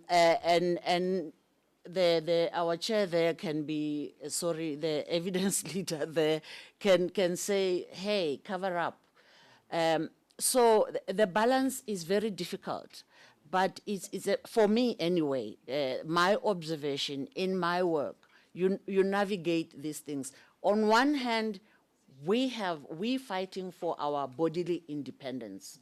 And if I want to wear a miniskirt and show off my beautiful body, that shouldn't be used by someone else to victimize me, because I am responsible. Everyone is responsible for their own behavior and their own response. We have rights, but we also have responsibilities. So the issues of personal choice and the issues of public theories, if you like, you talked about radical feminism. We want to have autonomy over our bodies. We want to decide what we wear, what we do, and so forth. But that does not give someone else to take my choice and use it as a commodity. So, you know, that balance, it's not very clear. It requires some debate in different contexts. And when you talk about, yes, advertisers, they make money. If it's funny and it's bringing in money, why not? And what I keep saying is funny at whose expense? And the notion that they are not responsible for decolonizing, I personally, I wouldn't think that would be a good excuse to continue the stereotypes in advertising, because we are all responsible for redressing the past. And the media can play the biggest role there. Not only the bad and sensational sell, you can turn that around and still make it sell using positive images that are not derogating anyone's rights. Thank you, Chair. I think I'm fine. Okay. Thank you very much. Thank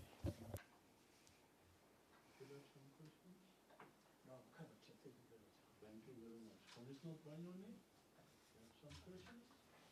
The witnesses? Thank you, Chairperson. Yes, indeed, I do have.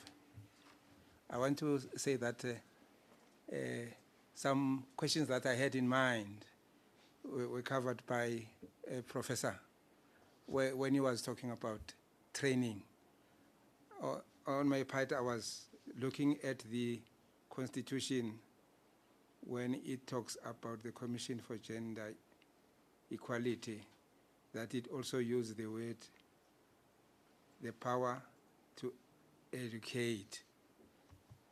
You may take educate as equal to training. Yes. You were speaking about stereotypes. Some of the stereotypes that I had in mind were, for example, words like, we need manpower. And then also words like chairman. Yes, that the CGE, the Commission for Gender Equality, to what extent is it having some advocacy to educate people, maybe to move away from using such terminology? That's the first question, Chairperson.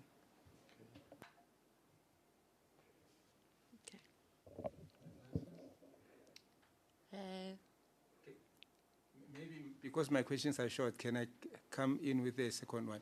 The second one is, also it relates to stereotype, that when people hear the word gender, they think about women. Yes. And for example, if there is a structure, an executive, they will say, hey, we are shorting off gender here. Yeah. Yes. Yes. And then perhaps yes, Chairperson, you know I'm being careful. I don't call you Chairman. Chairperson. See, those educating is working. So those are my two questions. Thank you very much. Thank you.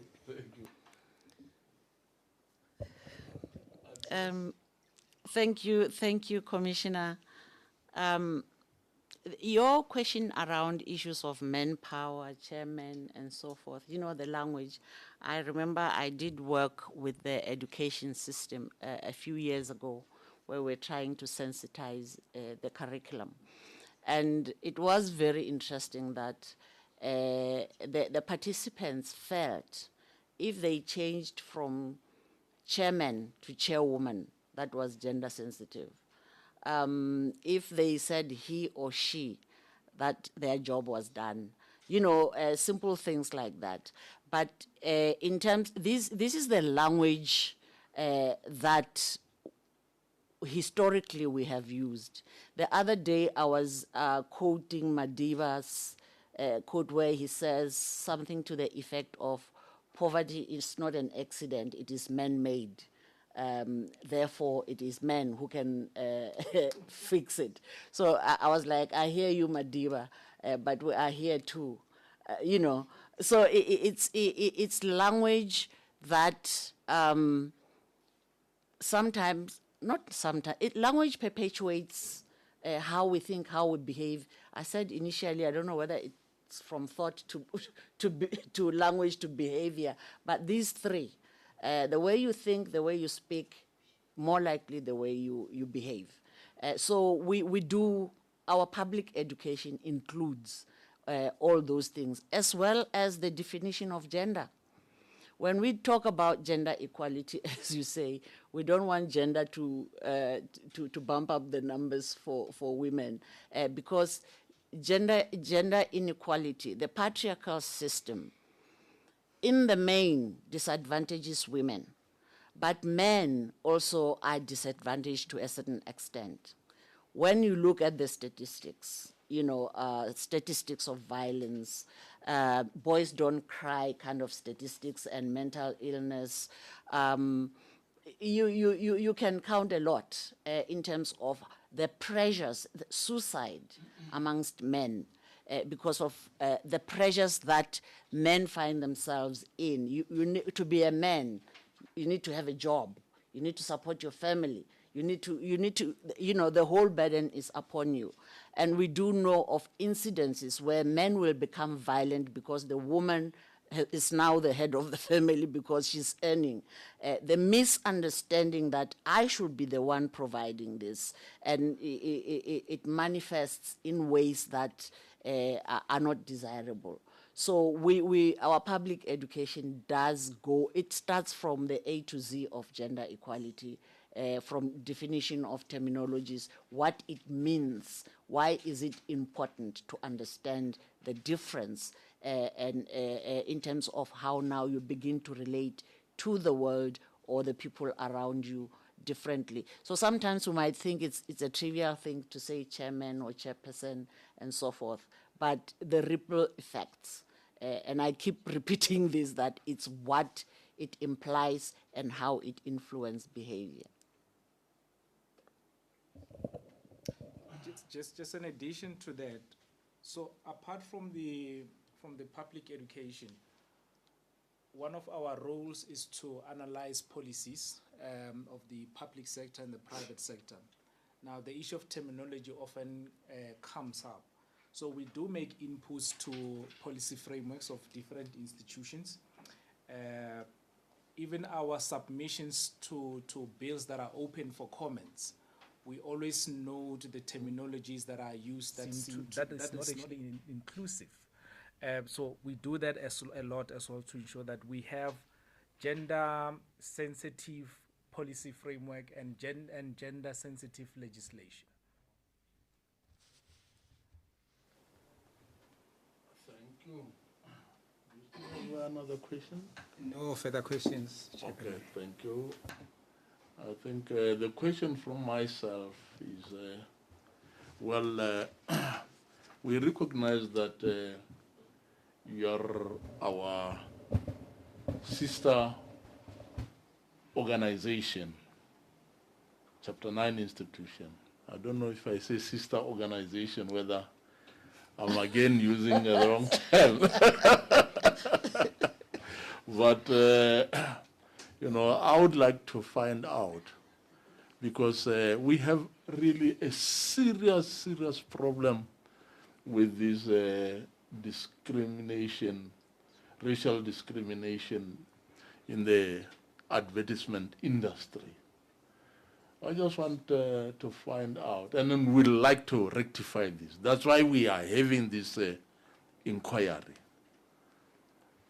We'd like to find out, how can you and the Human Rights Commission help us, assist, how can we work together in trying to eliminate this violation of human rights that is taking place daily in the advertisement industry?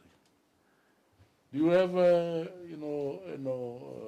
suggestions that you can put forward that in future we can do this? It could be either we litigate together, it could be either, ways and means where we can work together in trying to redress this situation that is really, demeaning our people.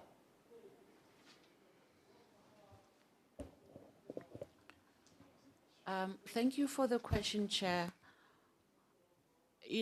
For me, it's like our work is pretty much so intertwined that it's almost like we have no choice. Every now and then we need to meet and do things together, especially around what we are talking about today. But obviously, we are neighbors. We can always meet and talk. I don't know, Doc, if it's appropriate for me to say we have an MOU with the Human Rights Commission. So we already have that window. And where our goals meet, like in this particular topic, the two sister and brother institutions can sit around the table and strategize in terms of how we work together in this. But for me now, speaking from my experience, I found that research, and I know the Human Rights Commission I'm not sure how involved you were, but when I was working for the legislature, I read literature around the media monitoring project that happened 1999, and I was looking at this, this kind of research, because when you do work like this, you want to have interventions that are evidence-based. I usually say discrimination sometimes is born out of ignorance, not understanding what you are doing to other people, just thinking it's funny. But when you come with empirical evidence and say, we have done the research, this is what we find, and this is how much we think the media or the data is showing how the media is actually supporting or perpetuating gender-based violence, for instance, then my experience has been that you find that people whom we may see as perpetrators actually are receptive of such kind of evidence, and they cooperate, and they will say things like, wow, I had no idea. So if we work together in that way, I think there is that opportunity, but obviously we may have in our respective institutions have those discussions. Thank you, Chair. Thank you. And let me now find out whether the evidence leader has any follow-up questions. I have one. Please proceed. Thank you. There are those who came to the inquiry and in essence said that we must look at the socio-economic, we must deal with socio-economic issues on their own without bringing race and gender into the debate. Face poverty on its own, face other issues just on their own without looking at race and discrimination and always tying race to it, as they said. Do you have a comment as the CGE on this? I do. Proceed. I do. I do have a comment, and I disagree. You cannot look at poverty as if it's a phenomenon that just jumps out of nowhere. What causes poverty? What brought us where we are today? And I am not one believer of using history and apartheid to explain everything, but I cannot ignore history to say, no, let's not bring this to the equation. I just think it's not fair. If you look at the majority of people in this country who are poor and who continue to live in the margins of our economy, it's black people, it's young, employable black women and men. So, and we know where this comes from. We cannot ignore history and say this is not necessary. Gender comes into poverty, whether you like it or not. It plays a role. The inequalities. Race comes in big time in terms of poverty. So we cannot ignore history and act like it didn't happen. Let's start now and treat everyone equally. When you exercise affirmative action, is racism in reverse? No. History happened. History had an impact, and it will impact us for many, many, many years to come. So you cannot divorce those two or three. Thank you. That's it from me, Chair. Thank you. Let me, at this stage, thank the officials from the Commission of Gender Equality for having presented themselves to this commission. And again, and in particular, I would like to thank you for having exceeded the time that you initially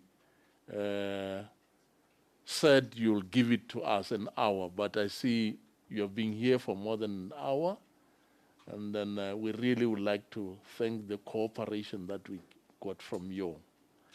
And as such, the inquiry will be adjourned for now, for lunch. What time is it now? 13:30. 13? 1:30. Okay, will be adjourned now up to 2:30. That is 2:30, when we'll be resuming again. And the witnesses, you are excused. And once more, thank you very much. Thank you very much, Chair, for inviting us.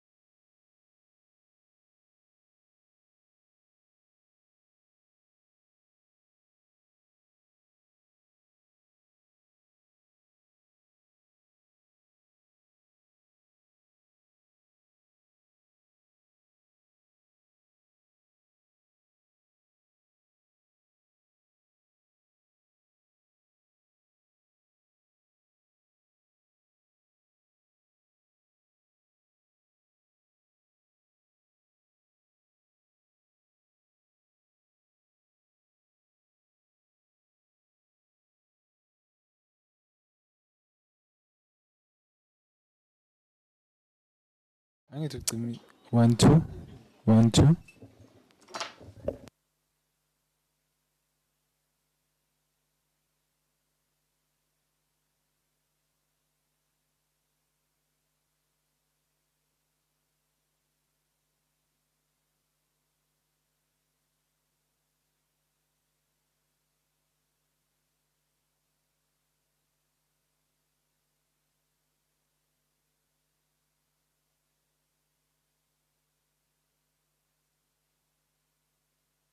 One, two, 1 2.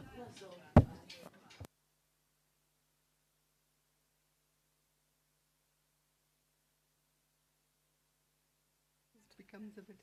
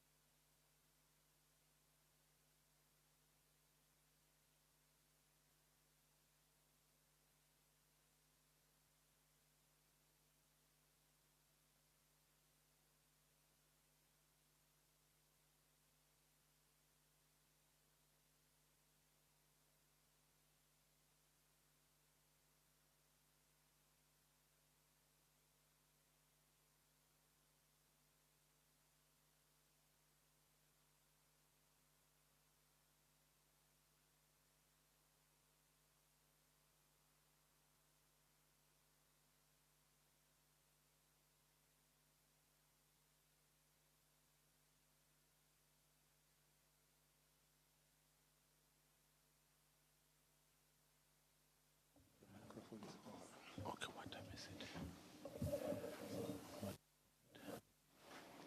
14:32. Okay. Once more, thank you, ladies and gentlemen. It's now 14:32. We resume with our proceedings in the inquiry. And this afternoon, our witness is officials from National Association of Broadcasters. For your benefit, ladies, I would like to introduce the panel to you. On my furthest left is Professor Mahlingosi. And immediately next to me is panel. And then I'm chairing the panel, and my name is Bukankatla Malala. Now, before we can proceed, our inquiry, I would like Commissioner to say you. Commissioner, proceed, please.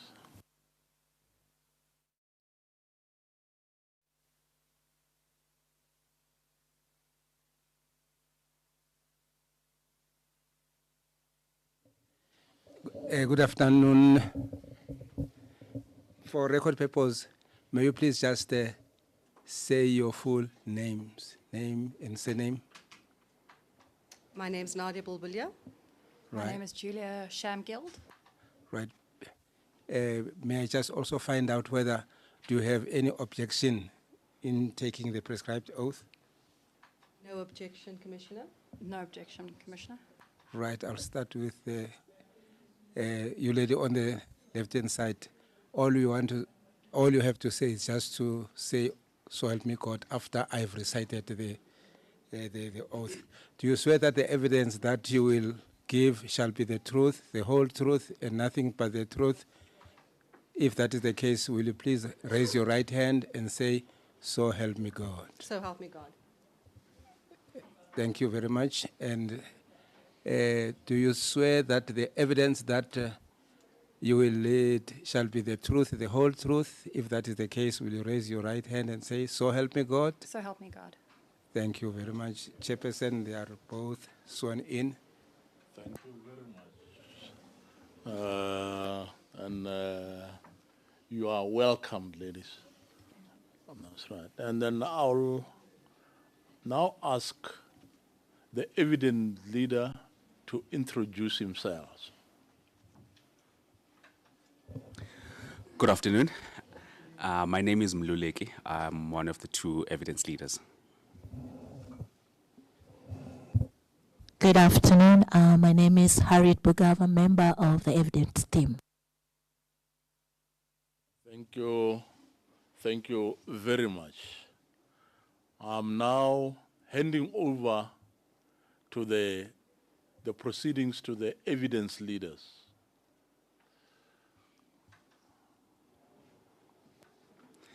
Before we begin, could I just ask, how would you like us to refer to you? First names, I'm Nadia, and this is Julia. Thanks. Thank you. Nadia. And then, as we had already indicated, you can now make your opening remarks. Thank you very much. Good afternoon, everyone. We're extremely delighted and actually honored to be here today.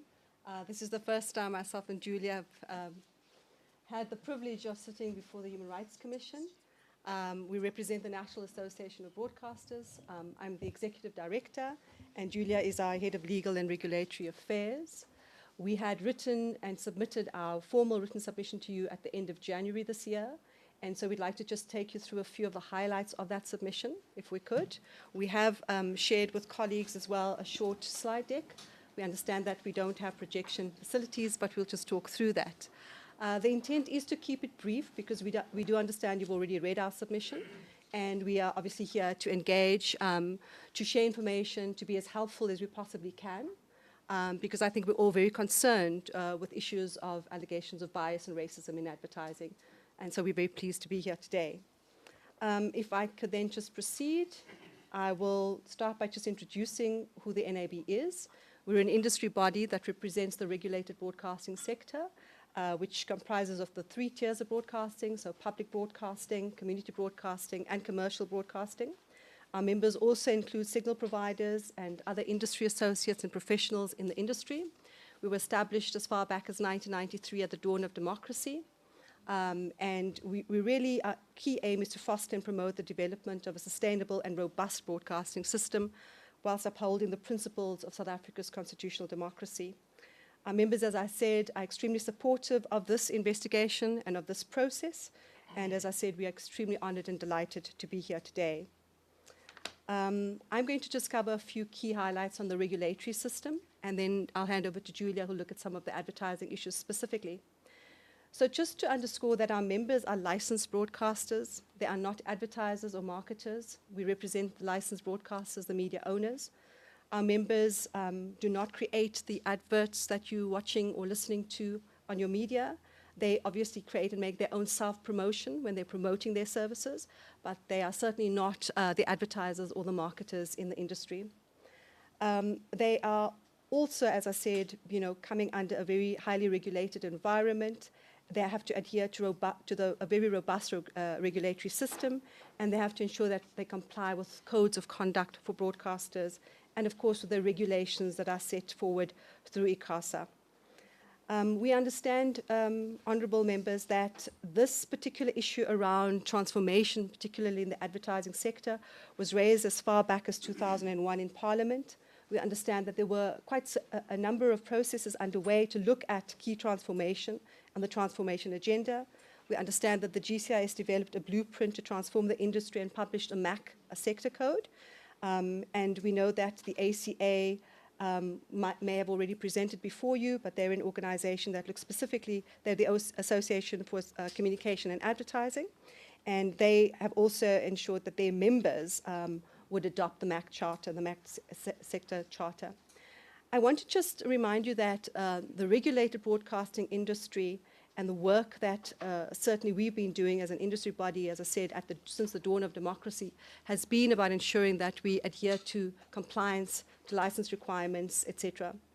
And the ownership environment in the regulated broadcasting sector predates what is now commonly known as sector codes and charters, the BBBE, ICT sector codes, and other codes in the environment.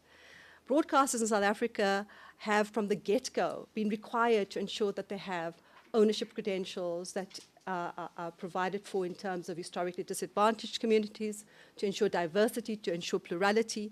And in fact, every license holder in this country has to have its credentials. This, I must stress, predates even the sector code environment. It's one of the industries that I always say at the dawn of democracy, the freedom of the airways certainly was enabled. And a lot of you around here would know that history particularly. So, you know, we have a long and I think a very proud history of having worked in an environment that complies very, very specifically, and that is an independent sector with an independent regulator. You are familiar with Ikasa, and I'm sure you're going to be engaging with them as well. And as I said, every single license holder who's an Ikasa licensee has to adhere to their license requirements to the letter. So the areas of particularly broadcasting are catered for in the legislation, particularly the ECA, the Electronic Communications Act, which is section 55, deals with the control of advertising specifically. As I said, there are specific guides and codes and regulations. And there's also, to the extent that Ikasa looks at advertising, there are specific rules and regulations and specific guidance around the scheduling of adverts.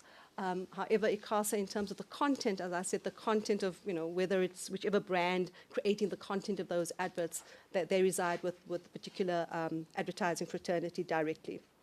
Where we have, and you've heard, I'm sure, from the ASA and others, the notion of what we regard as a co-regulatory system. And so this environment, the ECA provides for there to be an ASA. Of course, it's now the ARB. So in this environment, they are very clear, and there's an MOU, as I understand, between Ikasa and the ARB as well, and I'm sure you'll have further discussions around that.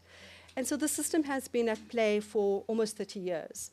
And of course, the members of the NAB are, you know, members of the ARB. They ensure that their advertising adhere to the advertisers' standards and codes.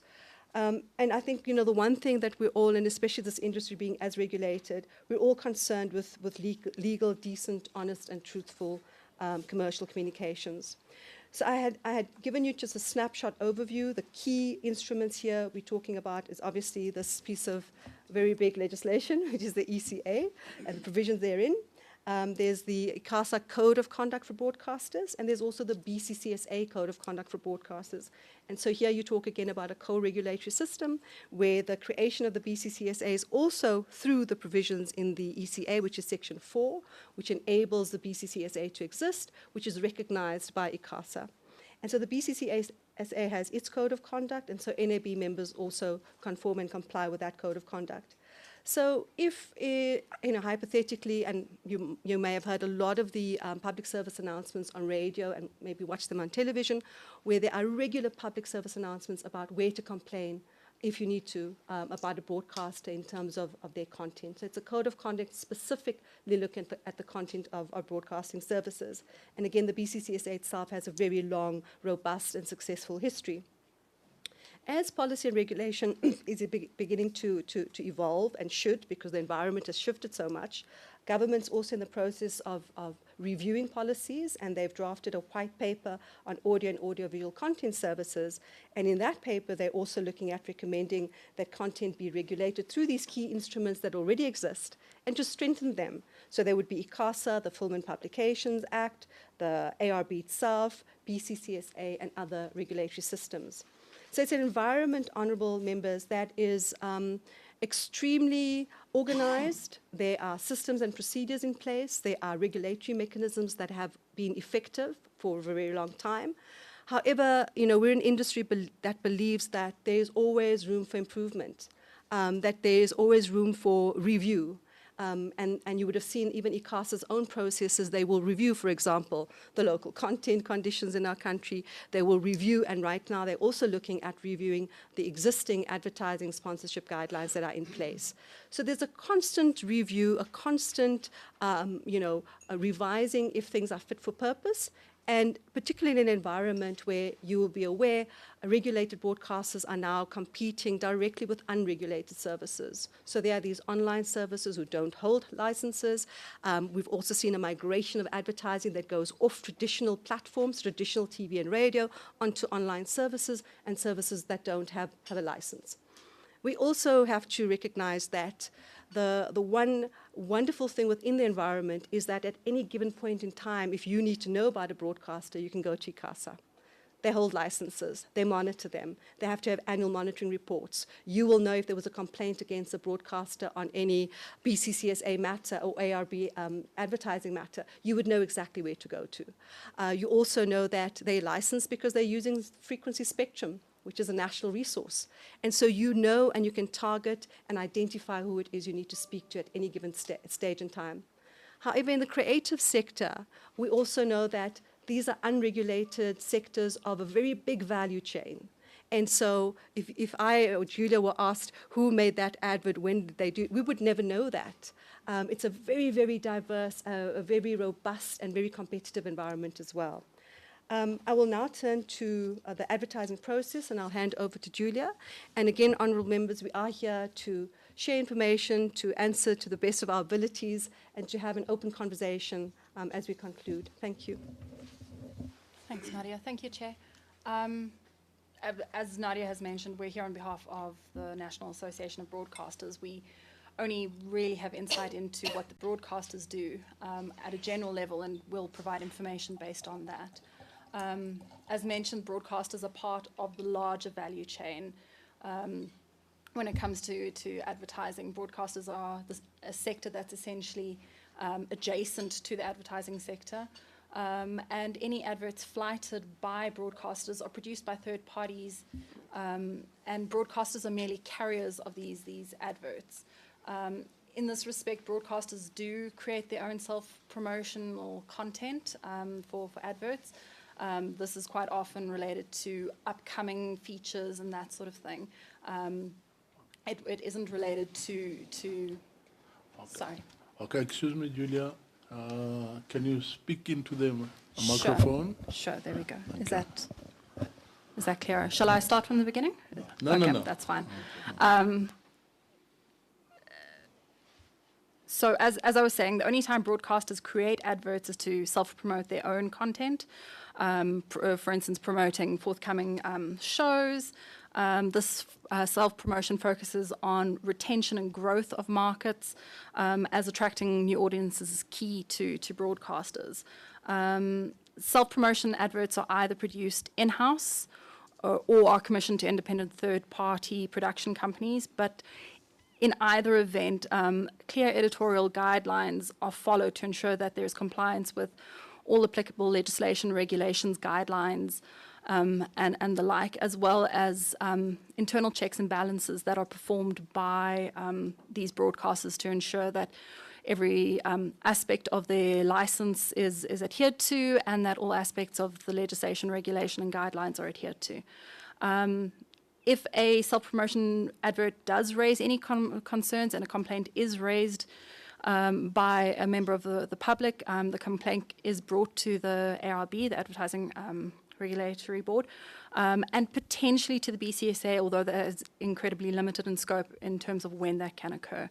And as can be seen from nearly the last 30 years of broadcasting in South Africa, the system of self-regulation of broadcasters has been incredibly efficient and effective in ensuring that complaints are addressed and handled in a timely manner, and enabling the public to have their concerns addressed clearly.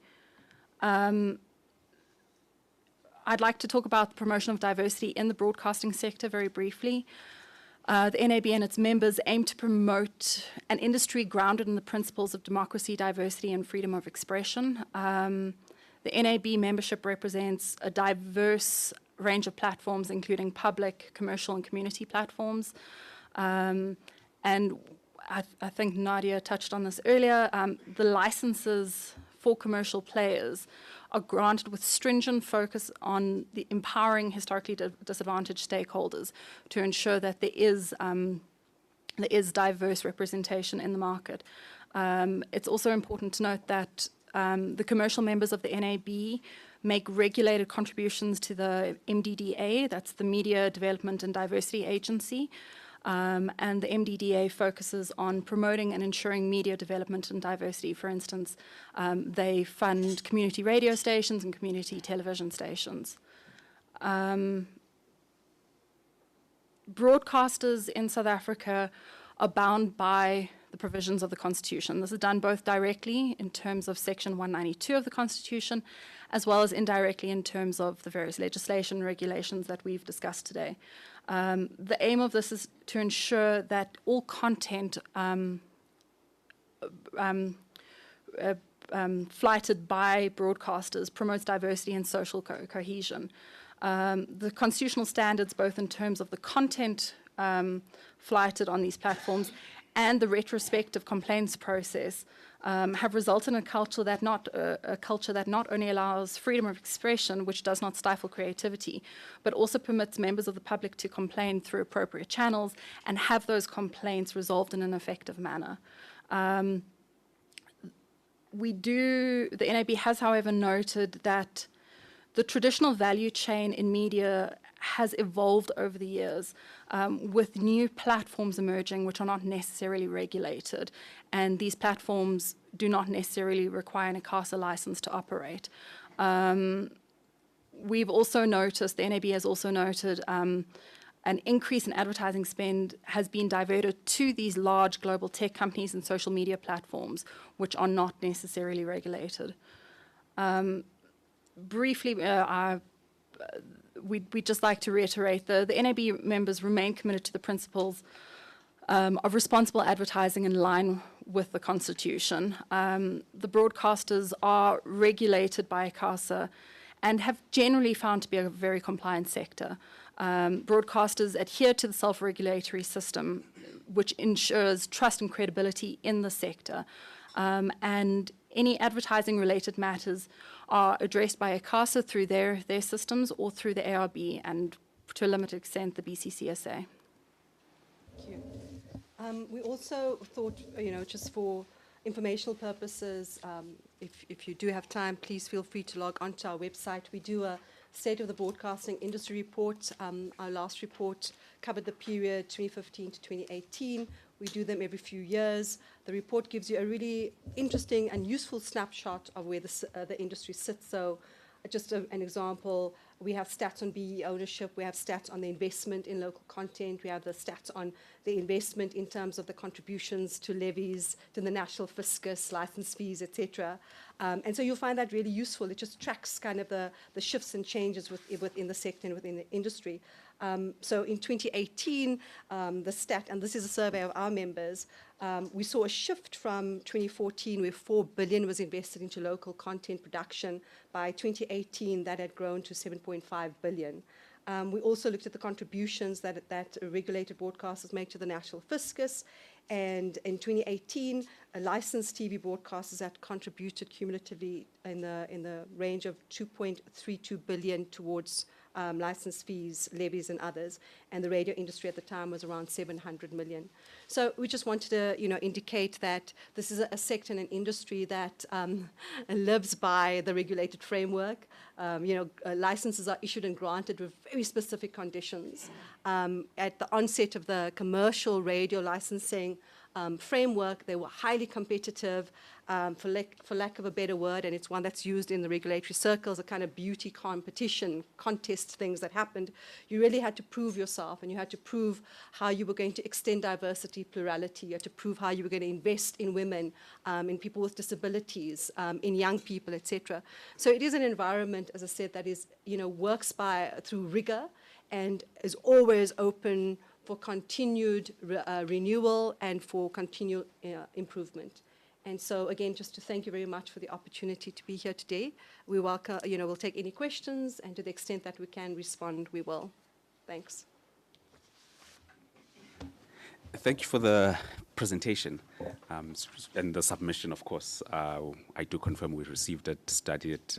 It's very useful. So thank you for that.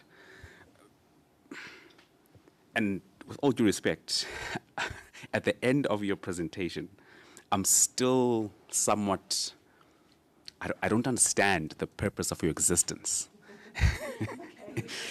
As a broadcaster who at some point in time will have to air an advert, why must I join you? So the NAB is an industry body, and we represent the interests and needs of our members on particularly policy and regulatory matters. So when there are new policies and regulations that are being developed, we are able to then, as a collective, look at the key issues and concerns and challenges that affect the entire industry. So would those new interventions in terms of policy and regulation advance the continued sustainability and viability of the industry? To what end will we reach those objectives? What would we as an industry need to do to be able to gear up to meet those outputs, those regulatory objectives, etc. So it's really to advance the interests of the sector. It is also to look at areas of real concern, of research, of what is required. So there's an area of great research into audiences, into radio audiences, television audiences, etc. The industry itself would get together and ensure that they invest money in doing that robust research that's credible, that would be properly audited, etc., etc. We would, in the instance of, for example, the work that the ARB does, ensure that all our members are aware of every issue that the ARB is dealing with. If there's been a complaint that's been heard, if an advert had been pulled, if there was a particular ruling on that, we would have to ensure that our members are aware of that. We would be the eyes and ears of our members every step of the way. And remember, in our industry, regulation comes from across a wide range of government departments, right from trade and industry, as you would know, import duties on equipment, etc., right through to foreign direct investment in terms of ownership, foreign ownership restrictions, etc. So it cuts across, it's multidisciplinary and inter-department within government. And so we're at the forefront of that. And so we like to see ourselves playing a role as keeping the industry on top of what it needs to be doing. When the ASA went into liquidation and then to be reorganized into the ARB, the NAB was front and center to ensure that this organization of self-regulation that had a history of working extremely well and successfully had the support and the backing and needed to continue. So we are there to advance the interests of this industry, which, as I say, being so regulated, there are so many instances, interventions that our members have to be prepared for. Regulation is extremely expensive. Compliance is extremely expensive and onerous, and so we play a critical role in that. We also play an industry role. So where the industry believes that they need to start doing some creative intervention, if we believe there's a campaign that we need to run, it's now Human Rights Month.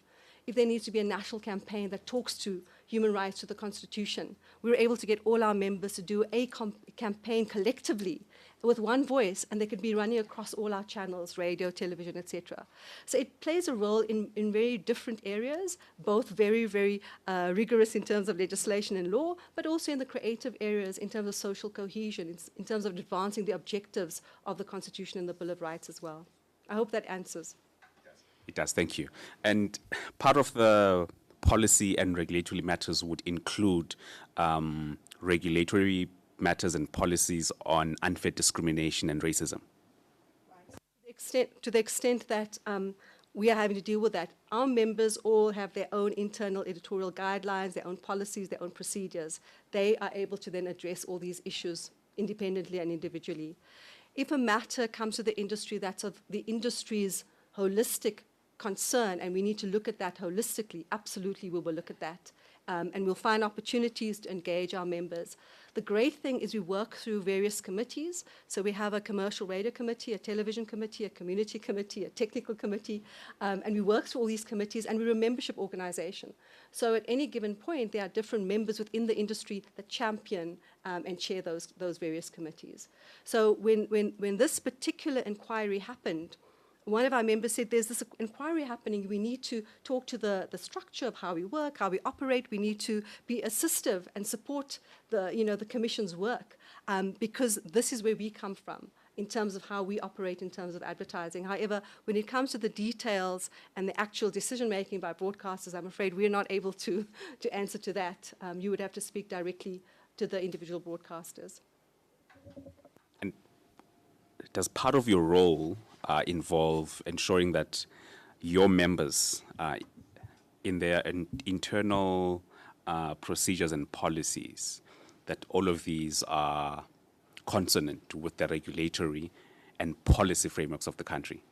Absolutely. And as I said, the rigor, every single licensee, especially our members, have dedicated officers dealing with compliance.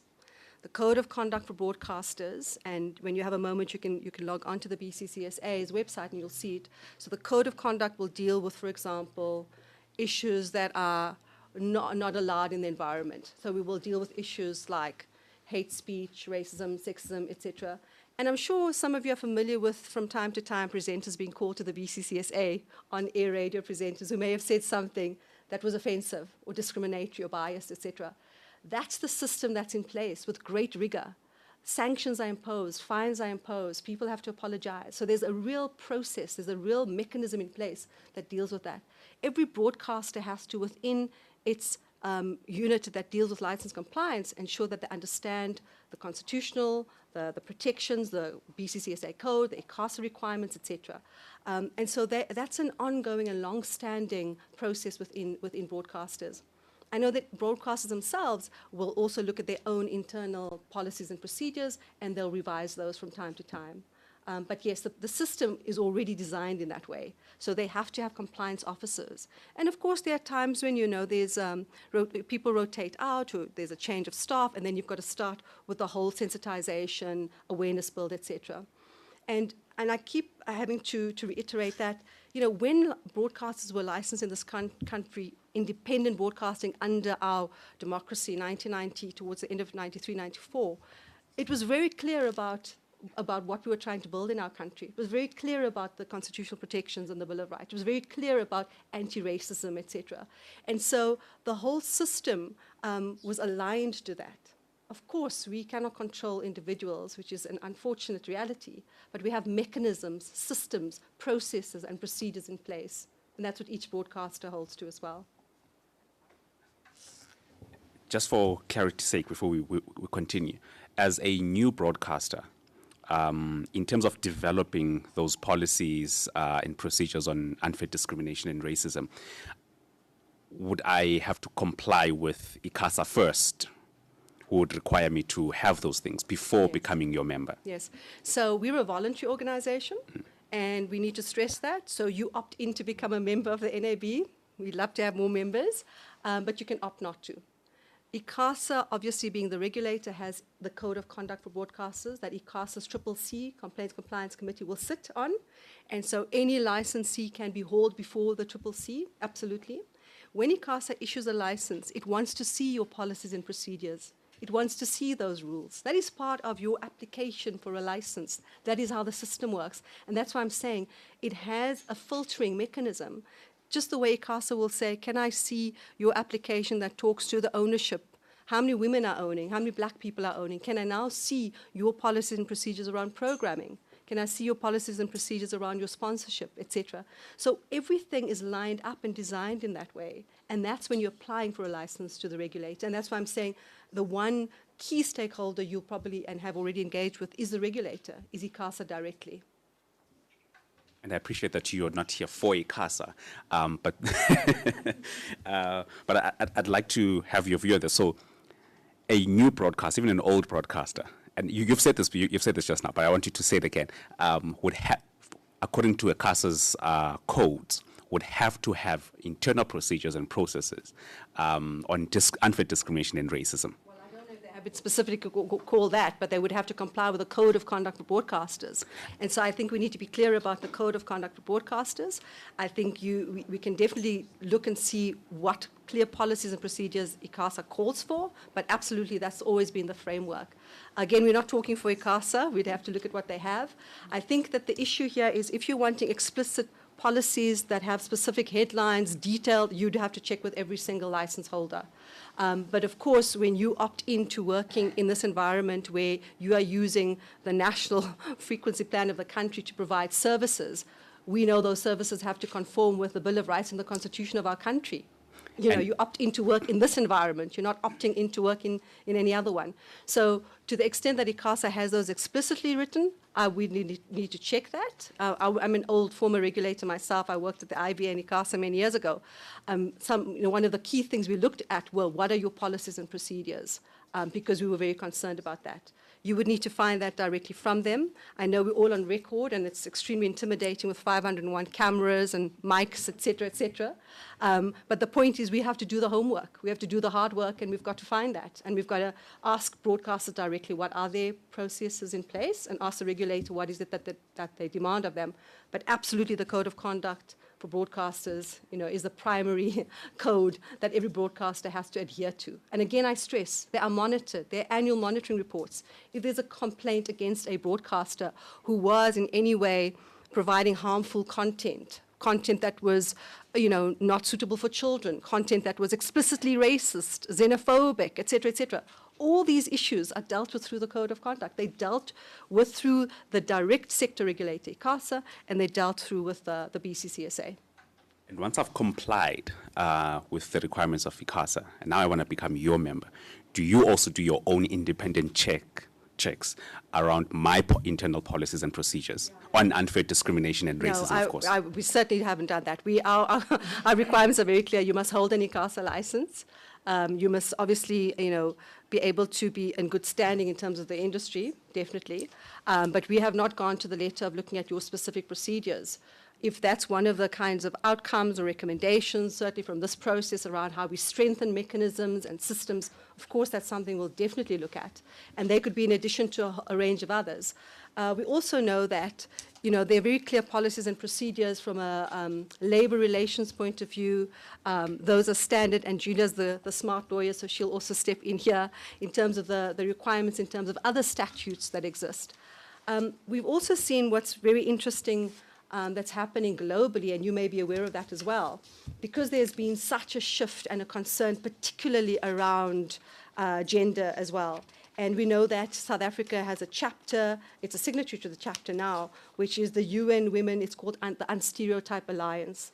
And the Unstereotype Alliance, its strategic objectives is to look at, and this is in advertising, racism, toxic masculinities, equal pay, ending gender-based violence, etc. So there's a whole global movement through UN Women as well that looks at the issue of stereotyping in advertising. And so we see globally all these shifts as well, because we are dealing with very similar concerns and challenges. It's awful as the world becomes so much more polarized, and there's so much more unfortunate, extremely right-wing rhetoric, if you can call it that there are agencies and other tools and instruments that are globally organizing as well. I thought I'll mention the Unstereotype Alliance. As I said, South Africa is a chapter to that, and they are particularly concerned within the advertising sector, looking at issues of racism, toxic masculinities, and the other things that I've pointed out. I also stress we do not deal with advertising. The Advertising Regulatory Board deals with the advertising. Our members must be signatories. They must conform to the Advertising Standards Code of Practice. They must, and they do. We also stress that as a membership organization, we have a list of our members. There are more than 280 community radio stations in this country. They're not all our members. There's the National Community Radio Forum, that is the forum for the majority of community radio stations. So I'm just giving you a sense of, the kind of complexity and the sheer volume and number of broadcasters in the country as well.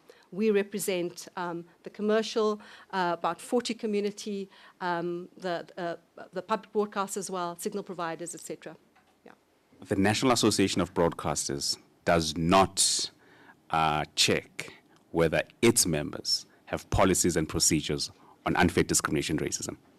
Well, the National Association of Broadcasters assumes that every single one of his members is a signatory and has to be to the Code of Conduct for Broadcasters, to the Advertising Standards Practice Code as well, and that's the system, and that's how it works. What I am saying is, if we're looking at opportunities to strengthen and include new systems and new procedures, that is certainly something that we need to start looking at more closely. The issues that have arisen in the last while, in the recent past, particularly on advertising, we have looked to the direct advertising fraternity, i.e. ACA, ARB, MASA, etc., also to take guidance because they deal directly with the advertising sector directly as their members. But yes, if that's something, there's definitely something we need to start looking at in terms of strengthening areas where we should. But as I stress, the key issue and the key instrument is the Code of Conduct for Broadcasters. I find it hard to believe because in your submission, you state that you aim to foster something around foster and broadcasting that promotes the principles of South Africa's constitutional democracy. And part of those principles are on prohibition of unfair discrimination and racism. The question then is, how do you foster that when you don't check that your members have internal procedures and policies on racism? It's a good point you're raising, and it's something that certainly we could start looking at, making sure that we're checking that. The point is these are licensed Ikasa licensees. All of those checks happen right at the onset, as I said, when you're applying for a license. When you're making sure, Ikasa is not going to issue a license to an extremely radical entity, et cetera, all of that is happening at the onset of the licensing environment and the licensing system. And our members are not members who don't have licenses. They're members who already have licenses. They're already in the system. But I'm not too sure if maybe, Julia, you want to add anything about the kind of standard procedures within, whether it's legislation around labor or any of that. But yeah, so we don't sit there cross-checking in terms of compliance of license because they comply. They have monitoring reports. They've got to make submissions to Ikasa. Ikasa checks that. They have annual reports. It gets published, et cetera, et cetera. So we're not the regulator. And of course, our members are extremely, extremely committed to ensuring that they uphold all their requirements, which they do. And thankfully, we have a record of all of that as well. Thank you. I don't know if I can comment on the labour aspect, but the one thing I did want to add is not only are our members, they have to be Ikasa license holders, but they also have to adhere to the BCCSA Code of Conduct. So although we don't do internal checks, and I will say that is a very good point, and thank you for raising that. We do have the BCCSA system, which ensures that our members are adhering to their license, the regulations, the legislation, and ensuring that if there are any complaints or any concerns, those can be raised at that level. But as mentioned, it can also be raised at the Ikasa level. So there's multiple checks and balances to ensure that the members can't get a license unless they have these policies in place. They can't become a member of ours unless they have a license. And once they become a member of ours, they have to adhere to both the Ikasa Code of Conduct for Broadcasting and the BCCSA Code of Conduct for Broadcasting. So I think all these various checks and balances, although we don't personally require our members to produce their policies for us, they are required to make sure they're adhering to a range of systems which will require them to adhere to the provisions of the Constitution. And so members of the NAB are signatories to the BCCSA code, as I've expressed earlier. So every one of them must adhere to the code. And the list of all the members are also on the BCCSA's website. I can imagine that shareholders of any one of these broadcasters would probably be doing regular checks. I can imagine that executives responsible for regulatory compliance, responsible for content, responsible for commissioning, etc., have to ensure that they are complying. It's very interesting that you ask whether we do a check on all the policies and procedures of all our members. That's a very, very interesting thought. As I said, members come into the system when they've already been licensed. They already are signatories to these key instruments and key codes. the one wonderful thing as well about the members is when there are issues that arise, as I said, that are issues that we should all be focusing our attention on, we very quickly raise discussion opportunities and roundtables, get experts, try to understand issues much better, and take that forward. But again, we're not the regulator, and I'm sure our members don't want us to be their regulator, that's for sure. Has there ever been an instance where one of your members, there was a complaint against one of your members for airing an advert that the allegations said that this advert is racist or it's discriminatory? I don't have a listing of any of the complaints. Sorry, I'm not looking for specific names. Sorry, I'm not looking for specific name. I don't have any of the complaints that went to the ARB. We could certainly, I'm sure, if you wanted us to pull together some listing of what were recent complaints, we could certainly find out and get that to you. But we don't keep a record of those complaints. That's the ARB's role. Their role and function is very clear. Ours is very clear. So we don't deal with the adverts. Yeah. And I'm not belaboring the point. So when there's a complaint against your member, you're not involved in that. You don't even keep a record of what the complaint was, whether it was rectified. You don't do any of those things. So we don't keep records of the complaints that our members have sitting before the BCCSA, sitting before Ikasa, sitting before the ARB. Those are ongoing procedural processes that each member does.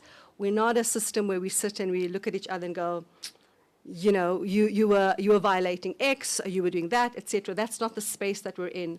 Everybody has to conform with the requirements and follow due process under the specific systems that I play, whether it's an Ikasa process, an ARB process, a BCCSA process.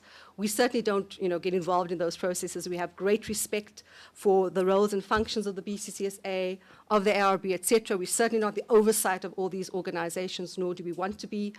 We could certainly get a listing, if you want, of recent complaints that may have gone and to what the sanctions may have been. We can certainly ask our members if they're willing to share that information, but we can't speak to those issues here. No. Surely then it is not correct that you aim to foster a culture where broadcasting upholds the principles of the South African constitutional democracy, when you don't check that your members' policies are consonant with our constitution, when you don't check what complaints have been raised against your members.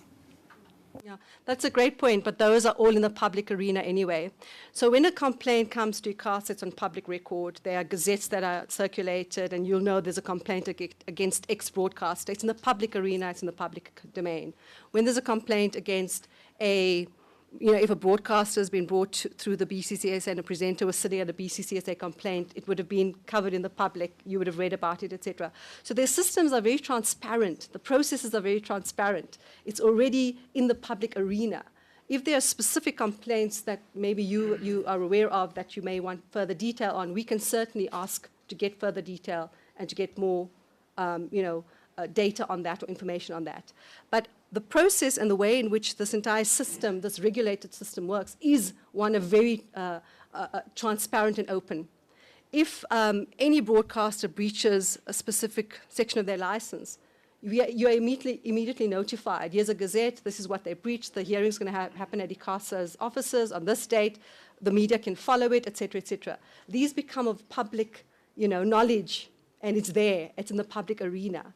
And so those processes are there and they're underway. We don't sit in meetings and discuss each other and what they're breaching and not breaching.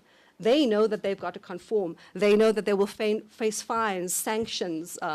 Worst case scenario, which has never happened in our country, of course, is a license could be revoked if a licensee does not adhere to all its license conditions, etc., etc. But certainly in the area of whether they're conforming to their internal policies and procedures, absolutely not an area that we sit investigating and probing. Again, we're interested to see how we could take things further, improve things, strengthen where we need to. It is a membership organization.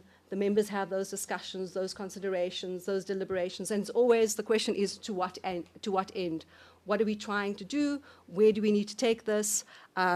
The broadcasters themselves, and I think within this process, and for those of broadcasters whom you may have already engaged with, I'm sure you get further direct detail. As I said, we don't sit with a lot of the internal mechanisms and processes of each broadcaster. Every institution that is set where you're sitting now, and every individual that is set where you're sitting now, has been asked about their conception or how they see racism and unfair discrimination. In light of your answers, would it even be beneficial for this panel to ask you those questions? What do you consider racism? What do you consider unfair discrimination? Yeah, you know. And I say this because you don't check whether your members have these policies. You don't check whether your members, there have been complaints against your members on these issues. So of what value would it be for us to ask you those questions? Yeah. I don't know if Julia wants to, as a lawyer, step in first. Sure. I mean, it's tricky for us to comment on that. And I think, you know, our members are only members because they adhere to these policies, as I've said. We can comment, and I don't think, you know, maybe it won't add any value. But we try to ensure by requiring our members to have licenses. If a member loses its license, it will no longer be a member of ours. If we become aware, as Nadia said, that a complaint has been brought regarding advertising to the ARB, our members will, for instance, no longer flight that advert. So these are the sort of steps that we take, and to ensure that our members are adhering to you know, their requirements in terms of their license. However, we're not the regulator. We're not required to ensure that they're adhering to their licenses. And we would like to ensure that our members are able to engage with us and facilitate their own discussions in their individual, you know, boardrooms to ensure that these sort of things are happening. Our purpose is to ensure that the broadcast industry as a whole moves forward, and I mean, we comment on a range of things for our members, including, for instance, this microphone right here is a wireless microphone and it uses spectrum. You know, that's something that Ikasa is currently looking at the moment. So it's a range of things. It's not just focusing on discrimination in the media. And also, I think we need to reiterate, our members are broadcasters. They're not the producers of adverts in the traditional sense. So our members ensure that what they are broadcasting, what's within their editorial control, is adhered to, and they do that internally and both in terms of the legislation. So I think that's important to note. I don't know if we can comment any further than that. Yeah, and I think, and again, you know, we're talking for a very wide range of members, a very diverse range of members, and we're talking to the kind of system, the architecture around the regulated space. I think any specific detailed questions, I'm sure individual you know, stakeholders can talk directly to that. And we're very happy to come back with any supplementary information that you may require, definitely. And I mean, I think the issue raises an interesting one, a conversation we should have with our members and ask if that's something that we should start looking at, is do we have a checklist now going forward in terms of every single one of the policies and procedures? Is it something that they would like to consider as well? But I think a very, very interesting take in terms of the kind of rigor and the added checks and balances which we know already exist because they're licensed players. And we know that, you know, from time to time, the BCCSA, the hearings that would happen there, members are obviously very alive to what's happening across the competitors. Remember, they're competitors at the end of the day as well. So one is very quick to hear that so-and-so's, you know, presenter said X and Y and the other one. You know, there's all this kind of banter that happens, but it's certainly an area where we're also very, very cautious around any undue interference or influence. We're very, very aligned and clear about competition policy and how we steer and how we don't get involved in certain, you know, conversations and processes. So it's really one of a principal high-level approach that we take, but very happy to take on any specific questions that we can then canvass with our members. Again, Julia and I represent the members. We're mandated to speak on specific issues. We certainly would not be wanting to advance any of our personal views on matters that we're not directly involved in. We don't hold licenses. So, yeah. In the event, indulge me here, let's say in the unlikely event that there's some gap in the system and one of your members who is a broadcaster on a particular day, let's say, broadcasted offensive material throughout the day, and Ikasa and all the other regulators didn't catch it, you wouldn't be able to intervene. Not even able. You wouldn't intervene in that situation because you're on check, right? Complaints against your members. You wouldn't even be able to do anything, even when you were a complaint comes to your table. Correct? Interesting one. It would be a really strange environment where nobody picks up anything that's so overt and obvious, because we work in a monitored system. So Ikasa itself has a monitoring system and a monitoring mechanism. They monitor, they're listening to all the radio and TV broadcasters. That's part of Ikasa's responsibility. Public complaints that come through. So in a hypothetical then, if a public complained about something, obviously it would have to be lodged and taken forward to the BCCSA immediately. Remember, the BCCSA fields complaints from the public, right? So the system of public interest and public complaint, I think, is all our business, every single one of us. Just like if somebody came to complain to the Human Rights Commission on a matter that not be squarely within your remit, you would immediately know where that needs to go to. You'd find an opportunity to assist that person. I think that would be no different, if it arose and it came to our attention, it didn't come to anybody else's attention, we would have to raise it. We'd have to say, this has just happened. It's strange that Ikasa and nobody else has found it. We would have to have a conversation about that. But the hypothetical is an extreme one, because this system is so regulated, it's so monitored, it's so in your ear and you can see it, that any public citizen then receiving that information or that program that was highly offensive will immediately complain. And that is the one wonderful thing about the way the BCCSA works, is they have public announcements on radio. You would have heard them. They have it on television. You would have also seen and heard them. That encourages the public to lodge complaints on something that they find offensive or does not conform to the code of conduct. So the system has always been designed as a transparent, engaging, public interest concern system. But that's a very interesting scenario you've put forward.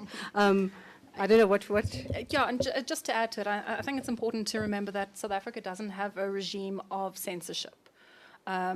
The idea is that there should be enhanced freedom of expression with a retrospective process to ensure that if anything does occur, someone can complain to the BCCSA, to Ikasa, through one of these mechanisms. So I think that's a very important point to note, that we don't want a system in this country where creativity and freedom of expression is stifled. That being said, it has to be within the bounds of something like a code of conduct or a license framework. So I think it's important that in your hypothetical scenario, if it wasn't picked up by someone in an official environment, it will be picked up by someone in the community. And that's why the ARB and the BCCSA exist. And nothing would prohibit us from saying to the executive committee, which is the highest committee of the NAB, with a range of members, to say, this has just arisen, nobody's picked it up. It's an issue that definitely needs to be looked at, have a conversation. But it is a very interesting scenario there. Again, I mean, I'm sure you appreciate how alive to the kind of monitoring exercise we all are, because 24/7, everything's logged. Broadcasters can be called by Ikasa to submit X, Y, and Z. They've got to do it. There's thankfully the technology behind this that is able to monitor when it's an advert, when it's a program, when whatever. And so it's a system that's so rigorous in terms of that, in terms of compliance, in terms of the administration, et cetera, et cetera. In fact, many of the community media particularly say it is so onerous they can't afford to do it. They're saying, we can't afford to have skilled people who sit here and check everything. And so it's a system that we constantly, yes, have to refine and find other interventions and other ways to manage. And I think the other thing is, I'm not too sure how many thousand adverts go out on radio stations every single day. That would be a lovely stat to get. How many thousand adverts are going out? And of those many thousand, how many of them are really problematic? What do we do? I think that the great thing, as I said, about technology now is you're able to do that kind of data mining. You're able to find those kinds of points of inflection that can come to you, and then you can act and you react and you're able to do something. And then that's one of the things we're very interested in. But the other thing that we wanted to also remind colleagues in the room is that we're also seeing advertising on many different platforms which sit outside of the regulated space. So we can talk about the regulated space. We have all these tools and instruments, which, as I keep saying, can be strengthened. There needs to be greater collaboration, forging in partnerships, working, collectively. But then there are areas that are just outside of the space altogether. That there's no control, there's no oversight. We're not too sure how that's happening. So it's something that we wanted to also remind colleagues, we can only speak to the regulated components. As in, Sorry, I just wanted to draw one thing to your attention. What's really interesting is that Ikasa's Code of Advertising Practice gets updated and reviewed regularly, and I think this is the sort of thing that should be considered when in the next set of amendments. It was most recently amended in 2021. The review, I think. The review, yeah. So that's yeah. So it's reviewed often, and these are the sort of things. I mean, we're not the regulator, but as members who have licenses with the regulator, this is the sort of thing that we can engage with the regulator on, and say these are the sort of things that should be reviewed more regularly. As an association that exists in the industry, I'm sure you'll be able to guide me here. But from what I've picked up this whole week, from Monday until now, Ikasa's coming tomorrow. Tomorrow. What I've picked up this whole week is that outside of Ikasa, BCCSA, FPB, Film and Publication Board, and all of these institutions have not said anything, right? It's what the companies and individuals who have said about these ones. Outside of these three, Ikasa, BCCSA, FPB, none of the other institutions, like yourselves, are effective in ensuring that your members are not carriers of racist and discriminatory material. Well, of course we're effective. They all have to sign and have to be signatories to the Code of Conduct of Broadcasters. And I think what would maybe be very useful and interesting, and maybe we could do that, is get the data from the BCCSA directly on the types of complaints that they've been fielding and dealing with apropos these very key issues. And that's the content, that's not advertising. So this inquiry, as we understand, we're looking specifically at advertising content specifically. And that's why I said, we look very closely to the ARB and their role and function.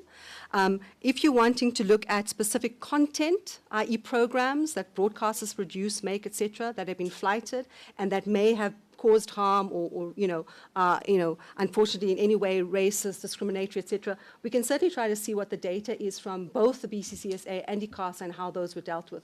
The system is very rigorous. People do not get away with anything, so to speak. They have to comply. If they do not conform with those codes of conduct for broadcasters, they will be hauled before a hearing. They will have a sanction. They will have a fine. So the system is there. It's in place, and it works. I'm not too sure about the question, particularly on advertising. And the advertising-specific issue would be with the ARB, and I think you've already spoken to them. And it would be great when you do see Ikasa tomorrow, perhaps they would also give you some clear direction and data points on the kinds of complaints that they've heard that may go to the core of this inquiry. But I think it would be very unfair to characterize it as something that's not being done. Everything is being done. Broadcasters hold true to their license conditions. They comply with the Code of Conduct for Broadcasters. These are reviewed regularly. Where there are opportunities to rethink and review certain areas of the code, that gets looked at. It's a very proactive industry. At the end of the day, it's the industry that talks to our democracy, to the vibrancy, to the diversity, to the plurality. It's an industry that's in every single one of our languages. It's an industry that talks to our culture, our heritage. It's an industry that's there to also build social cohesion, etc. So I think it would be very, very unfair to suggest that this is an industry that is not actually upholding these key values and principles. And where they're not, I know that Ikasa, the BCCSA, etc., would step in. Again, what is it we should be doing? What would the key recommendations be out of this? What should we do to enable and foster something that works in the best public interest?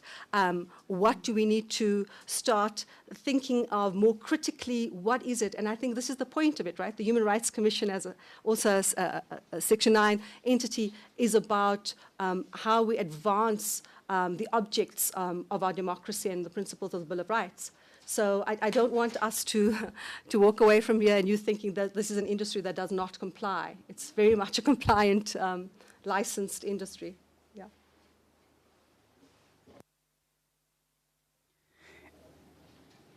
I had a couple of other questions, but really the engagement leads me, and I'll make this one final point. I've already made, but I'll make this one final point, and I'll give over to my co-counsel here.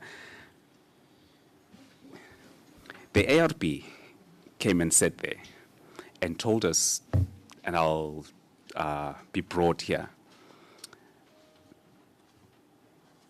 that when it comes to imposing sanctions on their members, they, not only because of their recent judgment, but just internally, there's either no capacity to do those type of things, to sanction members and enforce a sanction, because even if they were to impose a sanction, a member could just withdraw their membership and they'd continue. Marketing Association of SA, it was along the same lines. You've just told us that you don't check if your members have these policies. When there's a complaint, there's nothing you can do. And so the conclusion for me is really these industry associations, or the reason we have this inquiry on racism and unfair discrimination, is because all of you want to point the finger to Ikasa, to the BCC, to the Film and Publications Board, and you don't want to take responsibility that you, in line with what you say about yourselves, promoting a culture where broadcasting is in line with the Constitution, that you have some obligation to ensure that your members have policies on racism, have policies on unfair discrimination. And if they don't, that you assist them in developing those policies. And the reason we're having this inquiry is because none of you do that. You blame Ikasa, you put the blame on the regulatory boards, and none of you take responsibility for it. That's my conclusion here. Yeah, that's very unfortunate because that's a total mischaracterization. Every broadcaster adheres to the Broadcasters Code of Conduct for Broadcasting. Complaints are lodged at the BCCSA. There is sanction, there are fines, there are processes that unfold. They take responsibility. This is an addition to what Ikasa's CCC does. If anything, it's an added layer, it's an added complaints mechanism where sanctions are imposed and people do get fined. So I'm not too sure, if we're speaking at cross purposes. The BCCSA is an instrument there for this very, very reason. The BCCSA deals with these very issues and concerns that we're talking about here. If programs are done in a way that does not conform with the rules and the requirements in terms of the code of conduct, the BCCSA code and the Ikasa code. That's the mechanism. Nobody's passing the buck to anybody. That's the mechanism. The complaint gets lodged at the BCCSA. The complainant will put the complaint there, it will be heard. It will be dealt with there. The complainant can also go to Ikasa, to the CCC. So it's an added tier. The capacity is improved and increased. Nobody's steering away from that. So I'm not too sure if we're misunderstanding. We're not the BCCSA. The BCCSA is the Complaints Directorate. Complaints get lodged to them. The public goes and complains there, and that's how the complaint is being administered. So there are clear systems and processes. There are clear checks and balances. And that has been in existence and has worked for more than 25 years. We are not saying it must be going to Ikasa. If anything, we're saying it can go to the BCCSA as well. It's an added tier. It's a complementary. It works in with. It's recognized, and it's efficient, it's swift, it's agile, so that a complaint can be lodged and can be heard within a number of days, as opposed to waiting for a system that takes a very long time, because I'm not too sure how many thousands of complaints Ikasa may be sitting with at any given time. So I think that, I apologize if I've communicated that. The BCCSA is that effective mechanism that is in addition and that supports the regulator even further. So to say that everyone's, trying to avoid this, I think is incorrect. I think that's a total unfortunate mischaracterization. And so every member of the NAB is a signatory and a member of the BCCSA. So in addition to their Ikasa licenses, they're also complying with the BCCSA. If anything, it's an additional tier, an additional opportunity. I hope I'm explaining that more correctly now. We are not in the business of saying look elsewhere. We're in the business of finding opportunities to strengthen the system, make it work better in the best public interest. For a complaint to go to the regulator, you'll speak to them tomorrow. They'll tell you what their turnaround period is for a complaint. We can get the BCCSA and they'll tell you what their turnaround time is. I know it's very swift, it's very efficient. And I can tell you that broadcasters get fined actual money. They've got to get a fine. They've got to apologize. It's a very, very rigorous system that has been in existence, as I said, for more than 25 years. So if I've miscommunicated that, I apologize. This is an additional level. It's the industry saying we need to do something. It's the industry getting ahead of all of these processes, which it continues to do. Sorry, just one final point there, and I think maybe there's some misunderstanding on how the system is. The members of the NAB established the NAB and established the BCCSA as an internal regulatory system.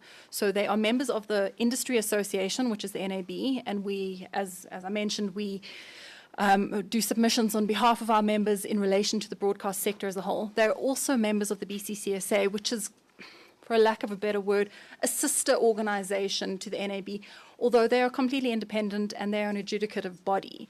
So if you imagine it in sort of a linear sense, the NAB is here, the BCCSA is there. They determine complaints and they run entirely independently, but the members of the NAB are also the members of the BCCSA. So we're not trying to pass the buck when we say, it must go to the BCCSA. It must go to the BCCSA. That is why they were established. That is why they are there. And the BCCSA recognized by Ikasa. And the BCCSA, actually, a license holder would have to submit to Ikasa if there were any complaints that sat before the BCCSA in that particular financial year of the broadcaster. So it's an added tier, if anything. The BCCSA is wholly independent. The appeals chair of the BCCSA is Justice Froneman, former Constitutional High Court judge. It's an independent organ that functions independently in terms of its adjudication of complaints. If anything, it's a support to the regulator, and it's done in an efficient manner, in a very transparent, agile way. So it's an added tier, if anything. And this is the industry coming together and saying, what can we do? How can we improve processes? At the end of the day, we provide services to the public. It's the public interest that we're most concerned about.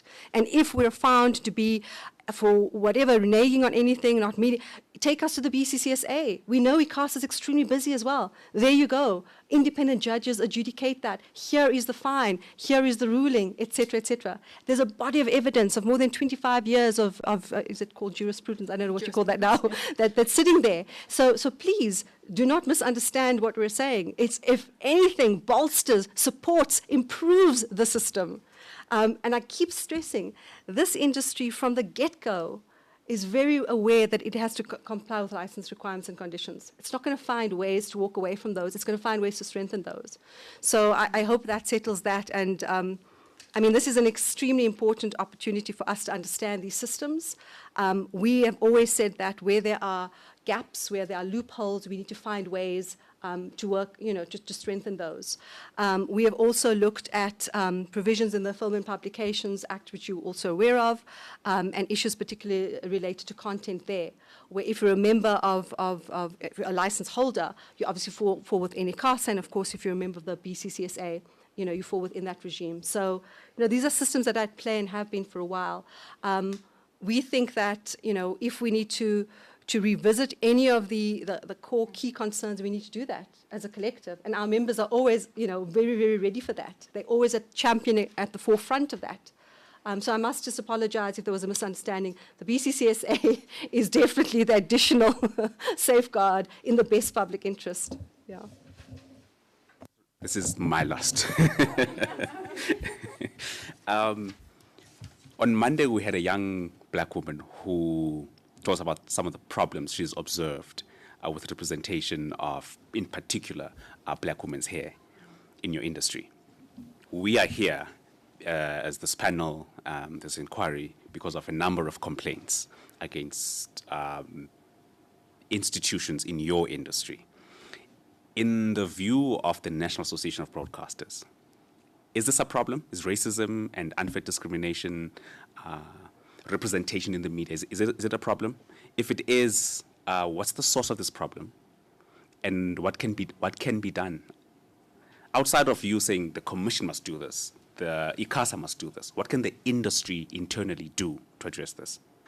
I mean, that's an important question, and I think these are issues that we are grappling with and will continue to because of the history of our country and because of where we are all located. And I think that every single industry across the board has to do some deep, deep introspection, of course. I think that when it comes to content creation, production, etc., broadcasters have very clear production guidelines and codes. Again, it would be really wonderful if you could speak directly to some to understand the value chain, the processes, etc. They'd be able to give you much more detail in that regard. I know that certainly these are areas that the entire industry takes extremely seriously. And if anything, look at commissioning content that talk to and begin to start engaging with these really, really difficult issues that we're grappling with. So I think that we've certainly seen in the creative industries far more kind of push in the direction of building greater social cohesion, and you see that in the creative outputs. I think the question around whether there is a problem with generally racism, etc. I think there is an issue of racism where, it's there, it's very evident across all industries, it's evident in society. Thank goodness we have the Human Rights Commission. I think it is an incredible time in our history in 2022 to be having these conversations. And I come from, I'm a child of the 80s with a very particular history and a very particular political background. And for a child of the 80s, somebody like me, to have to sit into 2022 to be having these conversations is extremely, extremely disheartening. It's extremely sad. The entire democratic project from the day we all voted in 1994 should have squarely been about this. And I think that, and I'd say personally, I think a lot of that work needed to have happened right at the onset. I think we had to use the power of the medium, of the different platforms, media and otherwise, to build a real sense of a Bill of Rights, of understanding, and dealing with the very hard realities of our past, etc.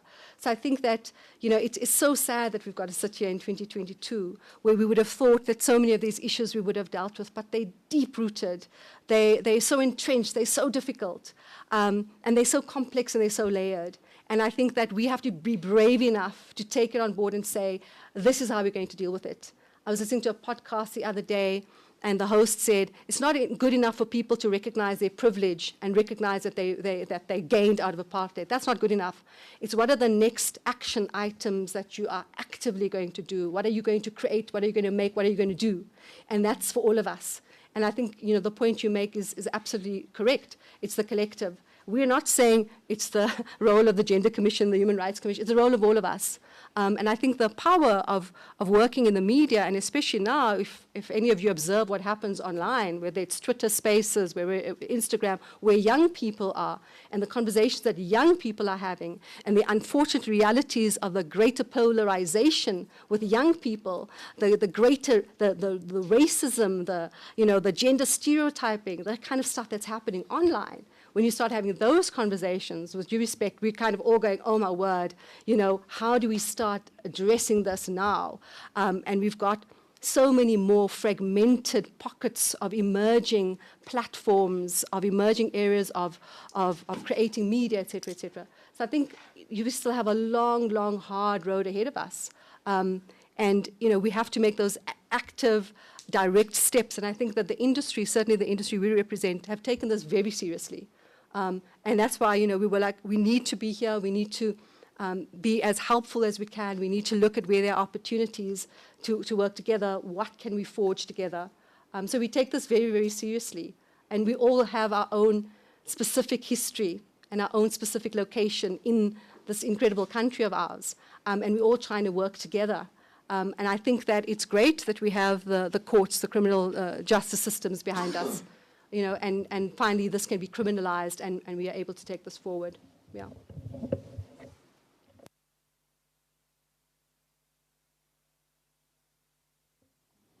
Chair, I'd like to find out as to whether you would consider a break at this instant.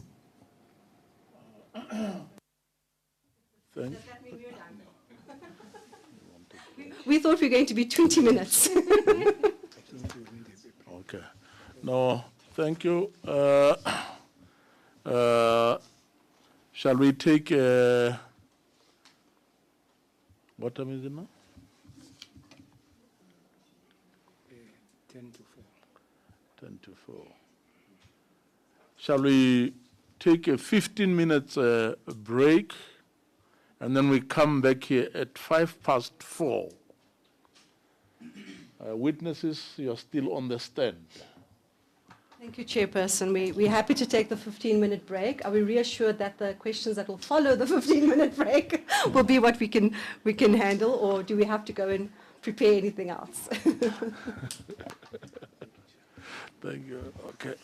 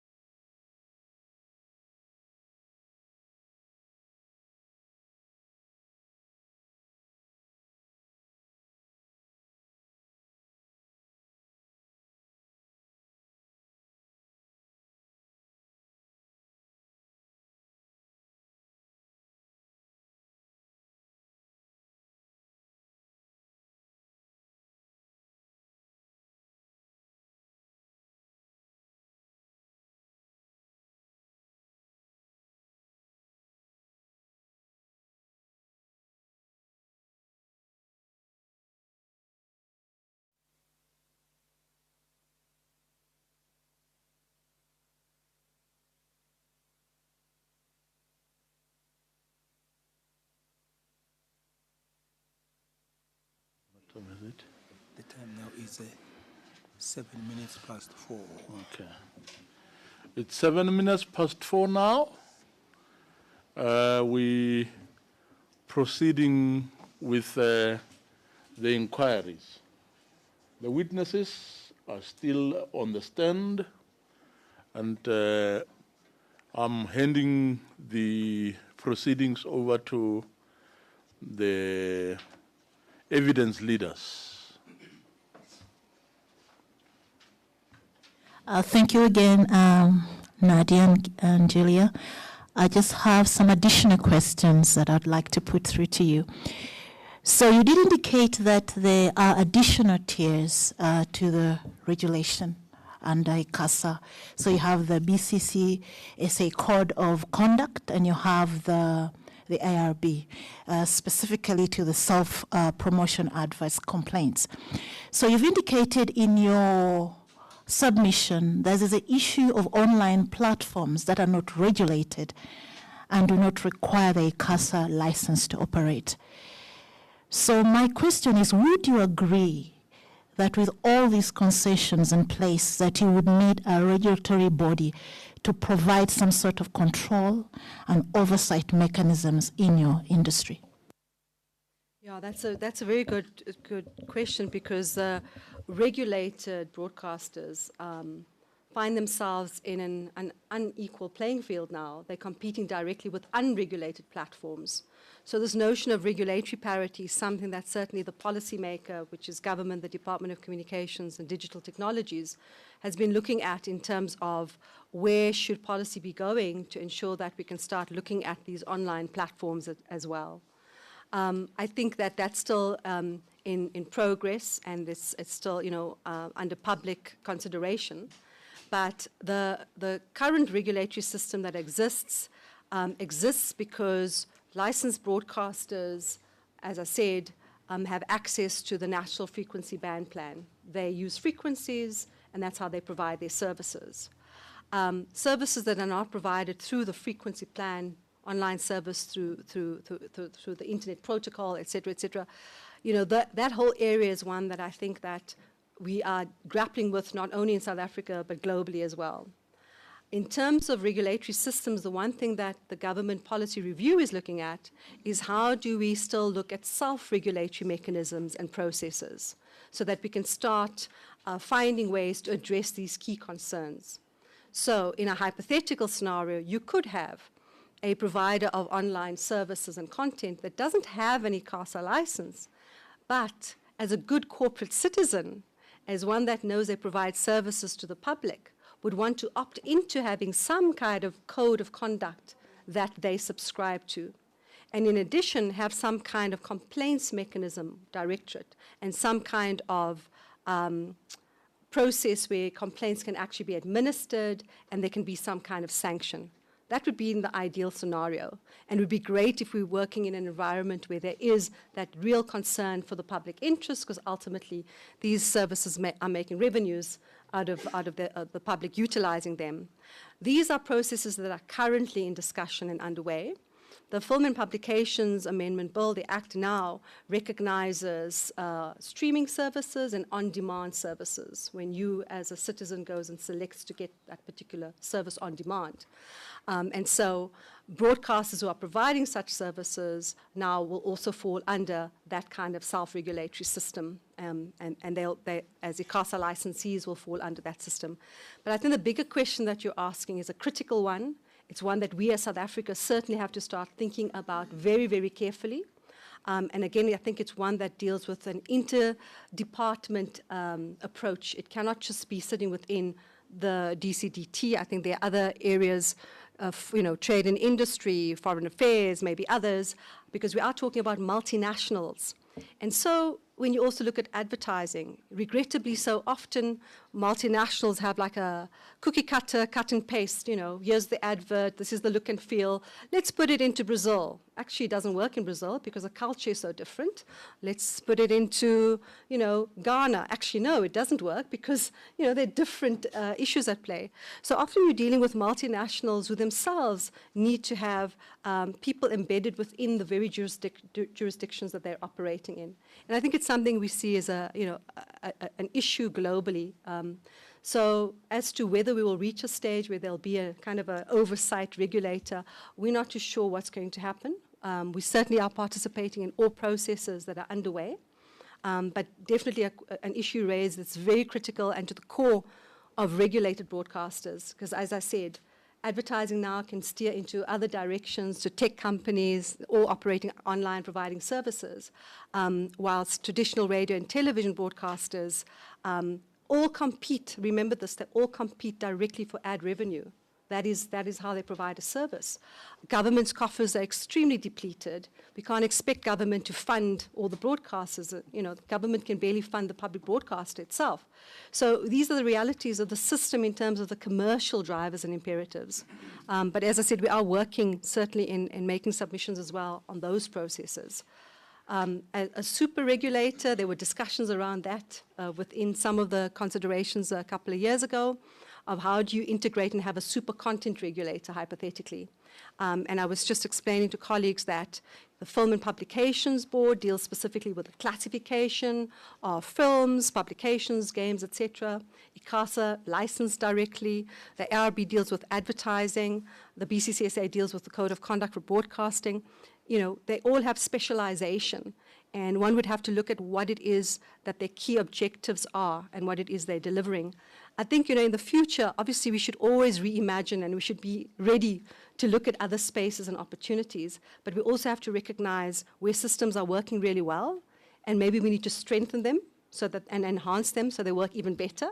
But often, it's more counterintuitive to just kind of collapse them, into one. But again, it's something I think that time will tell as processes unfold, certainly from the policymaker as well.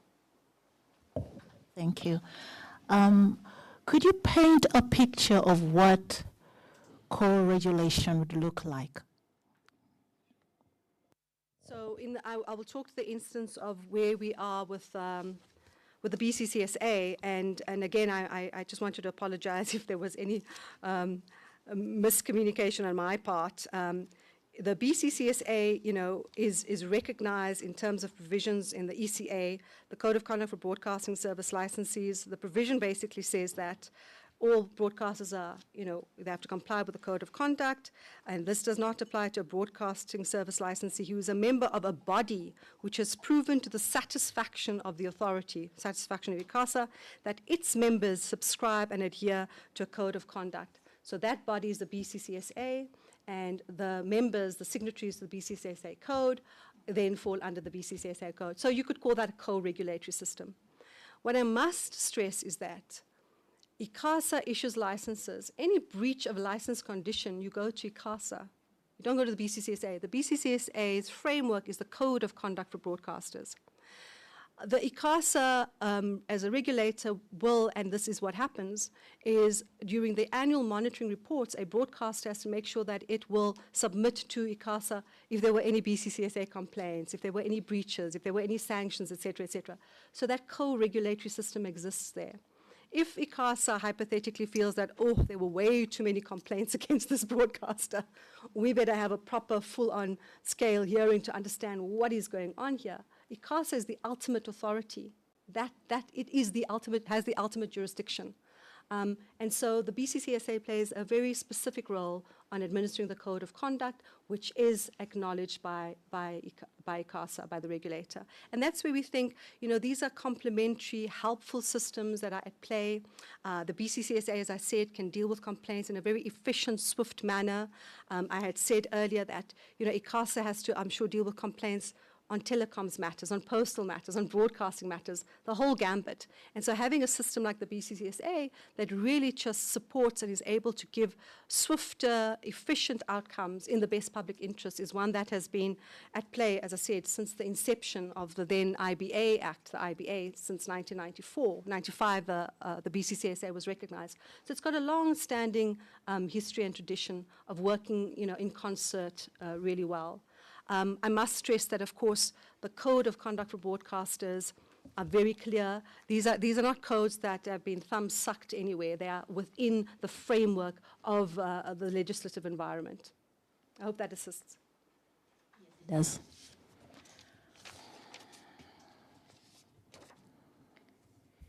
I want to get to the point of the MAC sector code.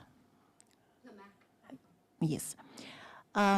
Aside from the MAC sector code that's under the GCIS, what are you doing regarding transformation in the industry? So the MAC sector code, again, we don't deal with that directly. Those are the advertisers, marketers specifically. And I mean, on the issue of transformation, we've certainly been watching this since the initial inquiries that were happening in early 2000s, and the NAB also made submissions on that. It's an area that we have, again, our members carry the advertising content. They're not the creators and makers of it. But it's certainly something, I think there's been a kind of agreement that we need to ensure the transformation agenda is being advanced and that, people are working towards the same end. We have only but observed those spaces. We understand that the GCIS has been leading this. We understand that the MAC Charter, the actual commissioners, I think they're called, who will be part of the MAC Charter process have been appointed. I think it includes, representatives from the ARB, etc. So the MAC Charter will then look directly at those affected industries, i.e. advertising, marketing, fraternities. They would be involved there. And they're very clear about what it is they have to achieve in terms of transformation. I think the ARB has explained and talked to the issue of points and 5 points for certain transformational issues, etc. So those sit outside of the work that we do, and certainly we just observe and we watching to see how that transformation is occurring. I think it is fair to say that you're dealing with an industry that's extremely diverse, as I said. At any one given time, I'm not too sure if we have a tally of how many people are working in advertising, how many advertising agencies there are, etc. I wouldn't know. There are industry bodies that deal with that. And this is why industry bodies are so important. They're important because they can then advance the objectives of our Constitution, of our Bill of Rights. And what we found in our work, and for as many years as I've been in this industry, sometimes it's basic information, awareness, sensitization that we take for granted is happening, but actually isn't happening. And so we often say that people working specifically in the creative areas, which are not as formalized, if you can call it that you need to be part of associations, part of collectives, part of forums, so that you can also be brought up to speed with the latest legislation, latest policy, because they impact you, they affect you. So I think that goes for the entire industry. But we can't speak directly, more pointedly, to the issues of the MAC Charter. We have been very concerned because, again, we've been observing this. Julia spoke earlier about the Media Development Diversity Agency, the MDDA, which all our members through license requirements have to contribute an annual fee to the MDDA to advance diversity as well. We understand that through the MDDA, the GCIS is also looking at areas of diversity in terms of, and transformation in terms of advertising. But I'm sure that, they can speak more directly to that as well. I think there's been no lack of the right intent. I think with so much of this, it's the concerted effort of meeting milestones and pushing processes forward. We always say we are not short of incredible policies. We're not short of great ideas. We're short on the delivery. We're short of the actual making it happen. We're short of sticking to those timelines, hitting those, as I said, milestones, and making sure an entire industry moves forward. And I speak passionately about broadcasting because I was a researcher in policy in this environment for many years. And when we started licensing new licenses, new radio licenses particularly, we were in communities, dealing directly, seeing communities face to face, talking about the demand, need, and support for those services in those communities within its vibrancy. within the dynamism of those communities. And we were very clear that to get a license, you have to be reflecting that community to itself. You have to be embedded in that community. You have to be the custodian and the champion for that community. And those were the key policies and the key values when licenses were issued. And it was given then that you would ensure you had policies and procedures that talk to that. You'd have to be aligned. So I think we need to also recognize the historic context with particularly the broadcasting regulated space. I stress, we're now in a very interesting world. We're in a very interesting environment, sadly an environment of disinformation, misinformation, fake news, racism, sexism, et cetera, which our young people in particular are consuming online, because that is how they're communicating, those who have access to broadband, access to these tools. And still in a country of deep inequality, one of the most unequal societies in the world. And so when we have these conversations, we realize how complex they are. We realize that there is not going to be one quick solution, that it's going to mean every single one of us in every single industry that we're working in to advance the principles and objectives of the Constitution.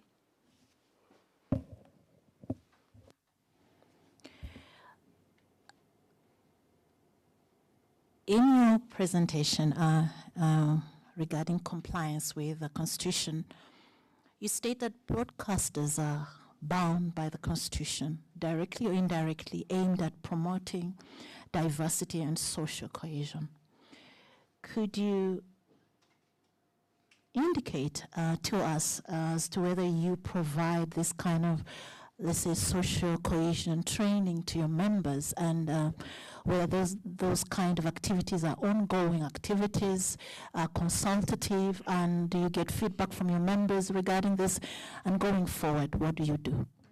Thanks for that question. I mean, certainly something that we need to start thinking about to the extent that we need to start doing that. So thank you for raising that issue. It's not something that we've been doing. The way that the industry works as well, and remember this industry creates content, and it's local South African content that speaks to the diversity of our country. They would commission content. They have very specific local content requirements in terms of their license conditions. They have to meet in different genres and categories of local content, whether it's content made specifically for children, content specifically for elderly persons, content made for people with disabilities, etc. They have very, very specific and clear categories of genre, of types of content that they've got to put out that is local South African. And that kind of content has to be reflective of who we are as a country. And so the kind of commission and the kind of content that they're going to decide on making would also be aligned with what their station identity is and what they stand for. Some of you may be too young in this room to know that there was a very controversial program many, many years ago called Yizo Yizo. And people were extremely distressed because it was dealing with subject matter that we just were not prepared to discuss in this country at that particular time.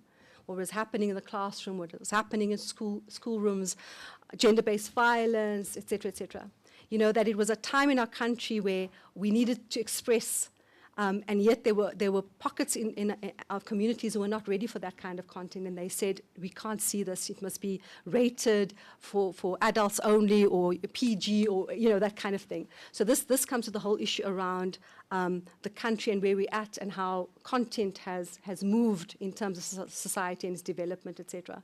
Today we're in a space where we have so many opportunities to access content and so many opportunities to turn away from it. Some content I could feel just, I feel is offensive maybe. I have the opportunity to switch that and move and listen to something else. So the system is designed for diversity and plurality. And the system is designed to ensure that we have many more opportunities towards social cohesion. And the system is designed, as I said, even if we're dealing with hard, difficult issues, whether it's xenophobia or racism, etc., we have to talk to these issues in a productive, constructive manner as well. And you may have seen some of the content. People will now begin to say, as a program ends, should you have problems with gender-based violence or whatever, these are numbers to call. This is what you need to do. It becomes far more helpful. The content and the way that it's being made, I think over the years has become more nuanced. And I think we've seen even the independent production sector rising to that. So when we say we need to uphold the principles, the issue is, and I keep saying, licensees and licenses in this country have a license to operate in our country. And within our country, they've got to conform with the constitutional requirements and the Bill of Rights, etc. And that's the real issue we want to remind colleagues of in the room here. I don't think Ikasa will be licensing anyone that, as I said, falls outside of that. There are very rigorous conditions for license in terms of content and rigorous, as I said, to the core of conforming to the codes of conduct, which both Ikasa and the BCCSA, as you now know, there are these codes that all broadcasters have to adhere to. My final question, Chair. So you do indicate that the broadcasters are the carriers of the advert.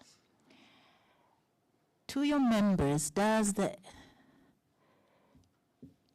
ENA monitor whether adverts, infomercials promote social cohesion? I wouldn't know that. No, What the unfortunately, internal processes are. yeah, we're not fully aware of the internal processes. I would recommend talking to the broadcasters individually. Because each broadcaster has his own internal policies. All broadcasters have to have their own internal policies, absolutely, yes. So they would have their own policies on a whole range of issues. So I think it would be great if you could reach out to, just to getting a sample or having an engagement to understand what policies and procedures are in place. Yeah. So if your members have internal policies and figuratively you have, let's say, social cohesion training, will you not be aware of the internal policies when you come together to just discuss some of these underlying issues? Sure, if there are key issues that need to be discussed, that's the first thing we'll do is we'll discuss which policies people have in place already, what are they doing, how do they approach issues.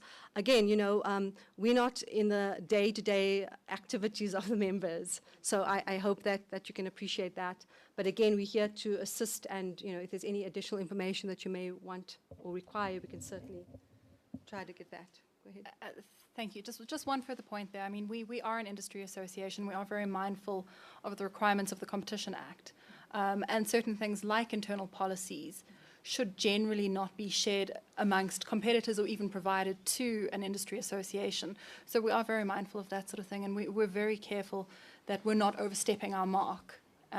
We're there for a specific purpose, and we're there to assist as much as we can within reason.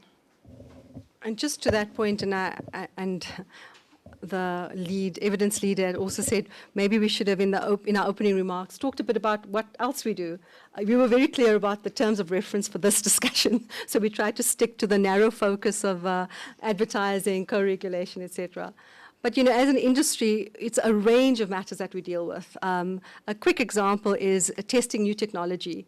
Our radio members have been testing and trialing what's called DAB+, digital audio broadcasting, like a trial. So they'd get together, they'll trial this technology and see where it works. We'd be making submissions now on the white paper in particular. We'd be making submissions on any other policies that come out of different parts of government. Our members contribute not only to the MDDA, of course, also to research that happens in the industry. So there are quite a range of processes and issues that we deal with. But we had stuck to the clear letter of to the purposes of today, and we're welcome to share, other streams of work that we do. Thanks. Thank you for that, Julia. I am of the view that perhaps if you have additional information that you could assist the Commission with, that you would make a supplementary submission. Thank you, Chair. I'm done with the questions. Thank you, Evidence Leader. I'll now ask Professor Madlingozi whether he has got questions to the witnesses. And if you do have, can you please proceed? I have no questions, Chair. Thank you. Commissioner Sbanyoni, any questions to the witnesses? Thank you, Chairperson. Very, very few. I thought we'll be here for 20 minutes. But it's been an absolute pleasure engaging with you.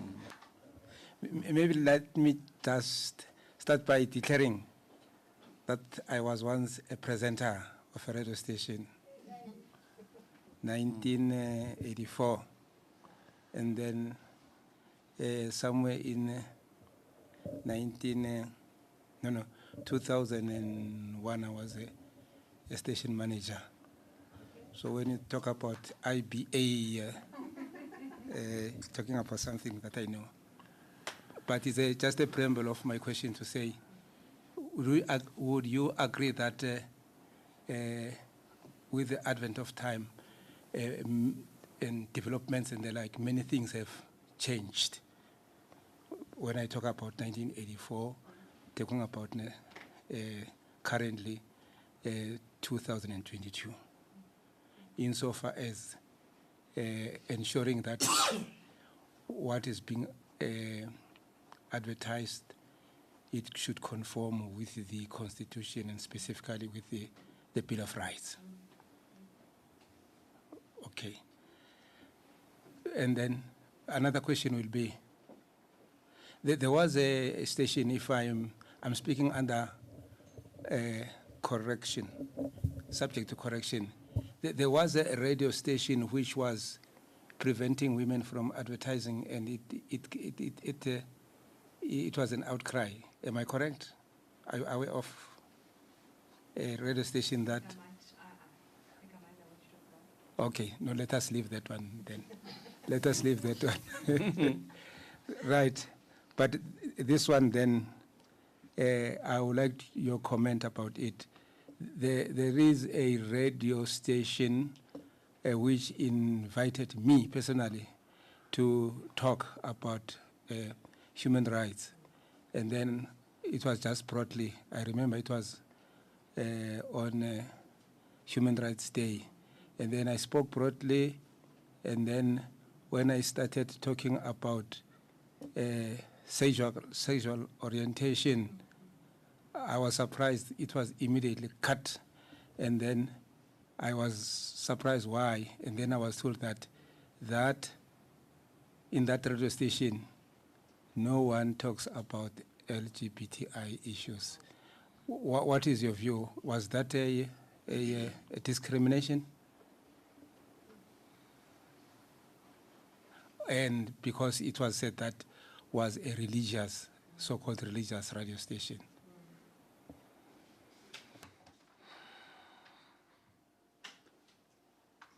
Thank you so much, and it's lovely to hear a radio voice. And wonderful that you come from that environment. You know, the issue you raised about women in radio, many years ago, there was also a very, very conservative religious-based station that didn't want to hear the sound of women's voices on the radio.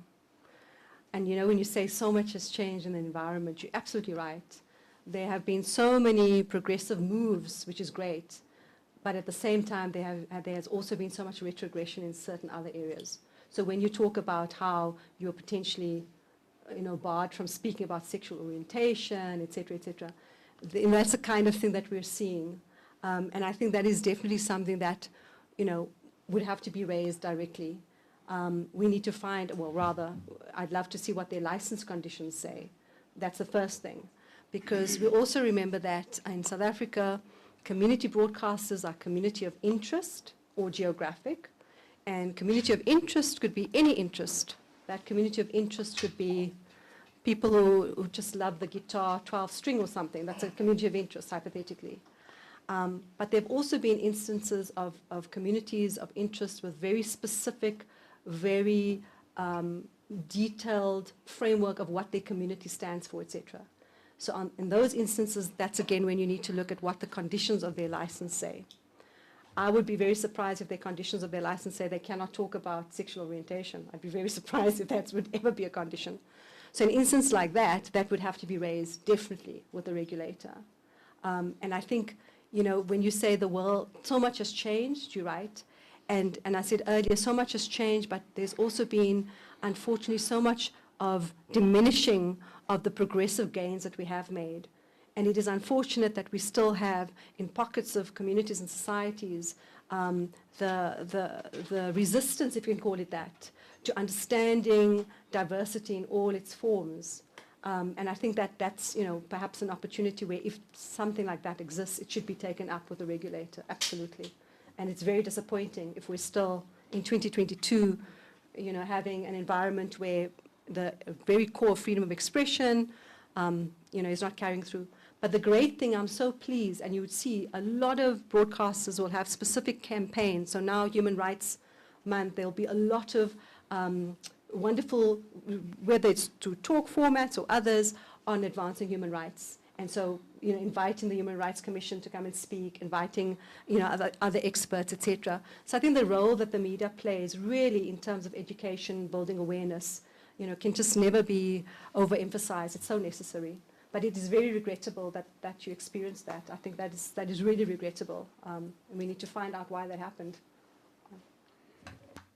And then maybe a last comment on the question of many things have changed.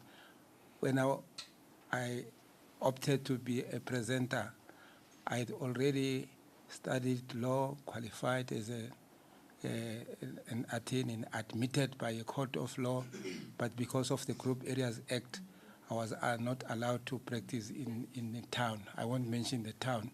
And then I looked around. My passion was the radio, and I was an attorney, playing music, having a host of listeners and the like.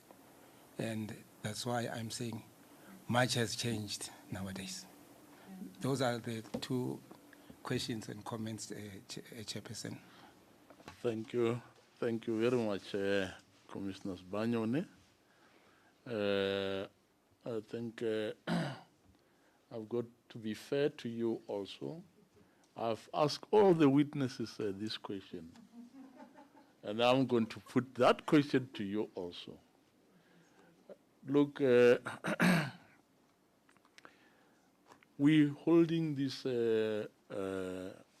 inquiry because of definitely so many allegations of discrimination, racial discrimination, and discrimination in general in the advertising industry, where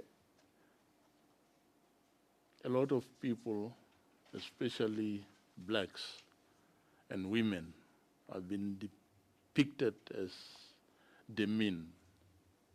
Now, we as a Human Rights Commission, we are here trying to find ways and means of trying to see to it that this violation of human rights of our fellow citizens is stopped.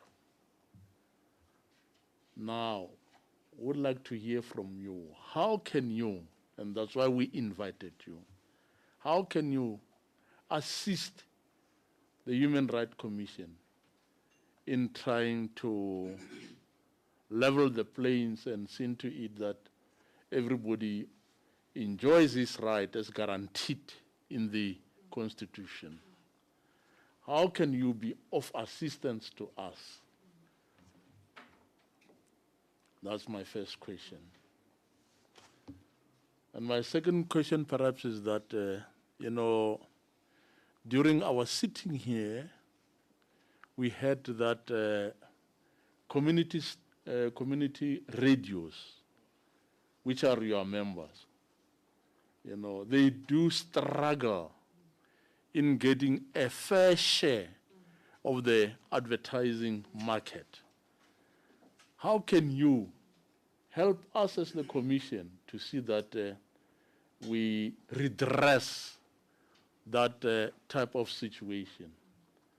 So these are the two questions that I'm having. Thank you. Thanks so much, Chairperson. I'll start with the last question. I think the issue around particularly community radio, community broadcasters, you're absolutely right.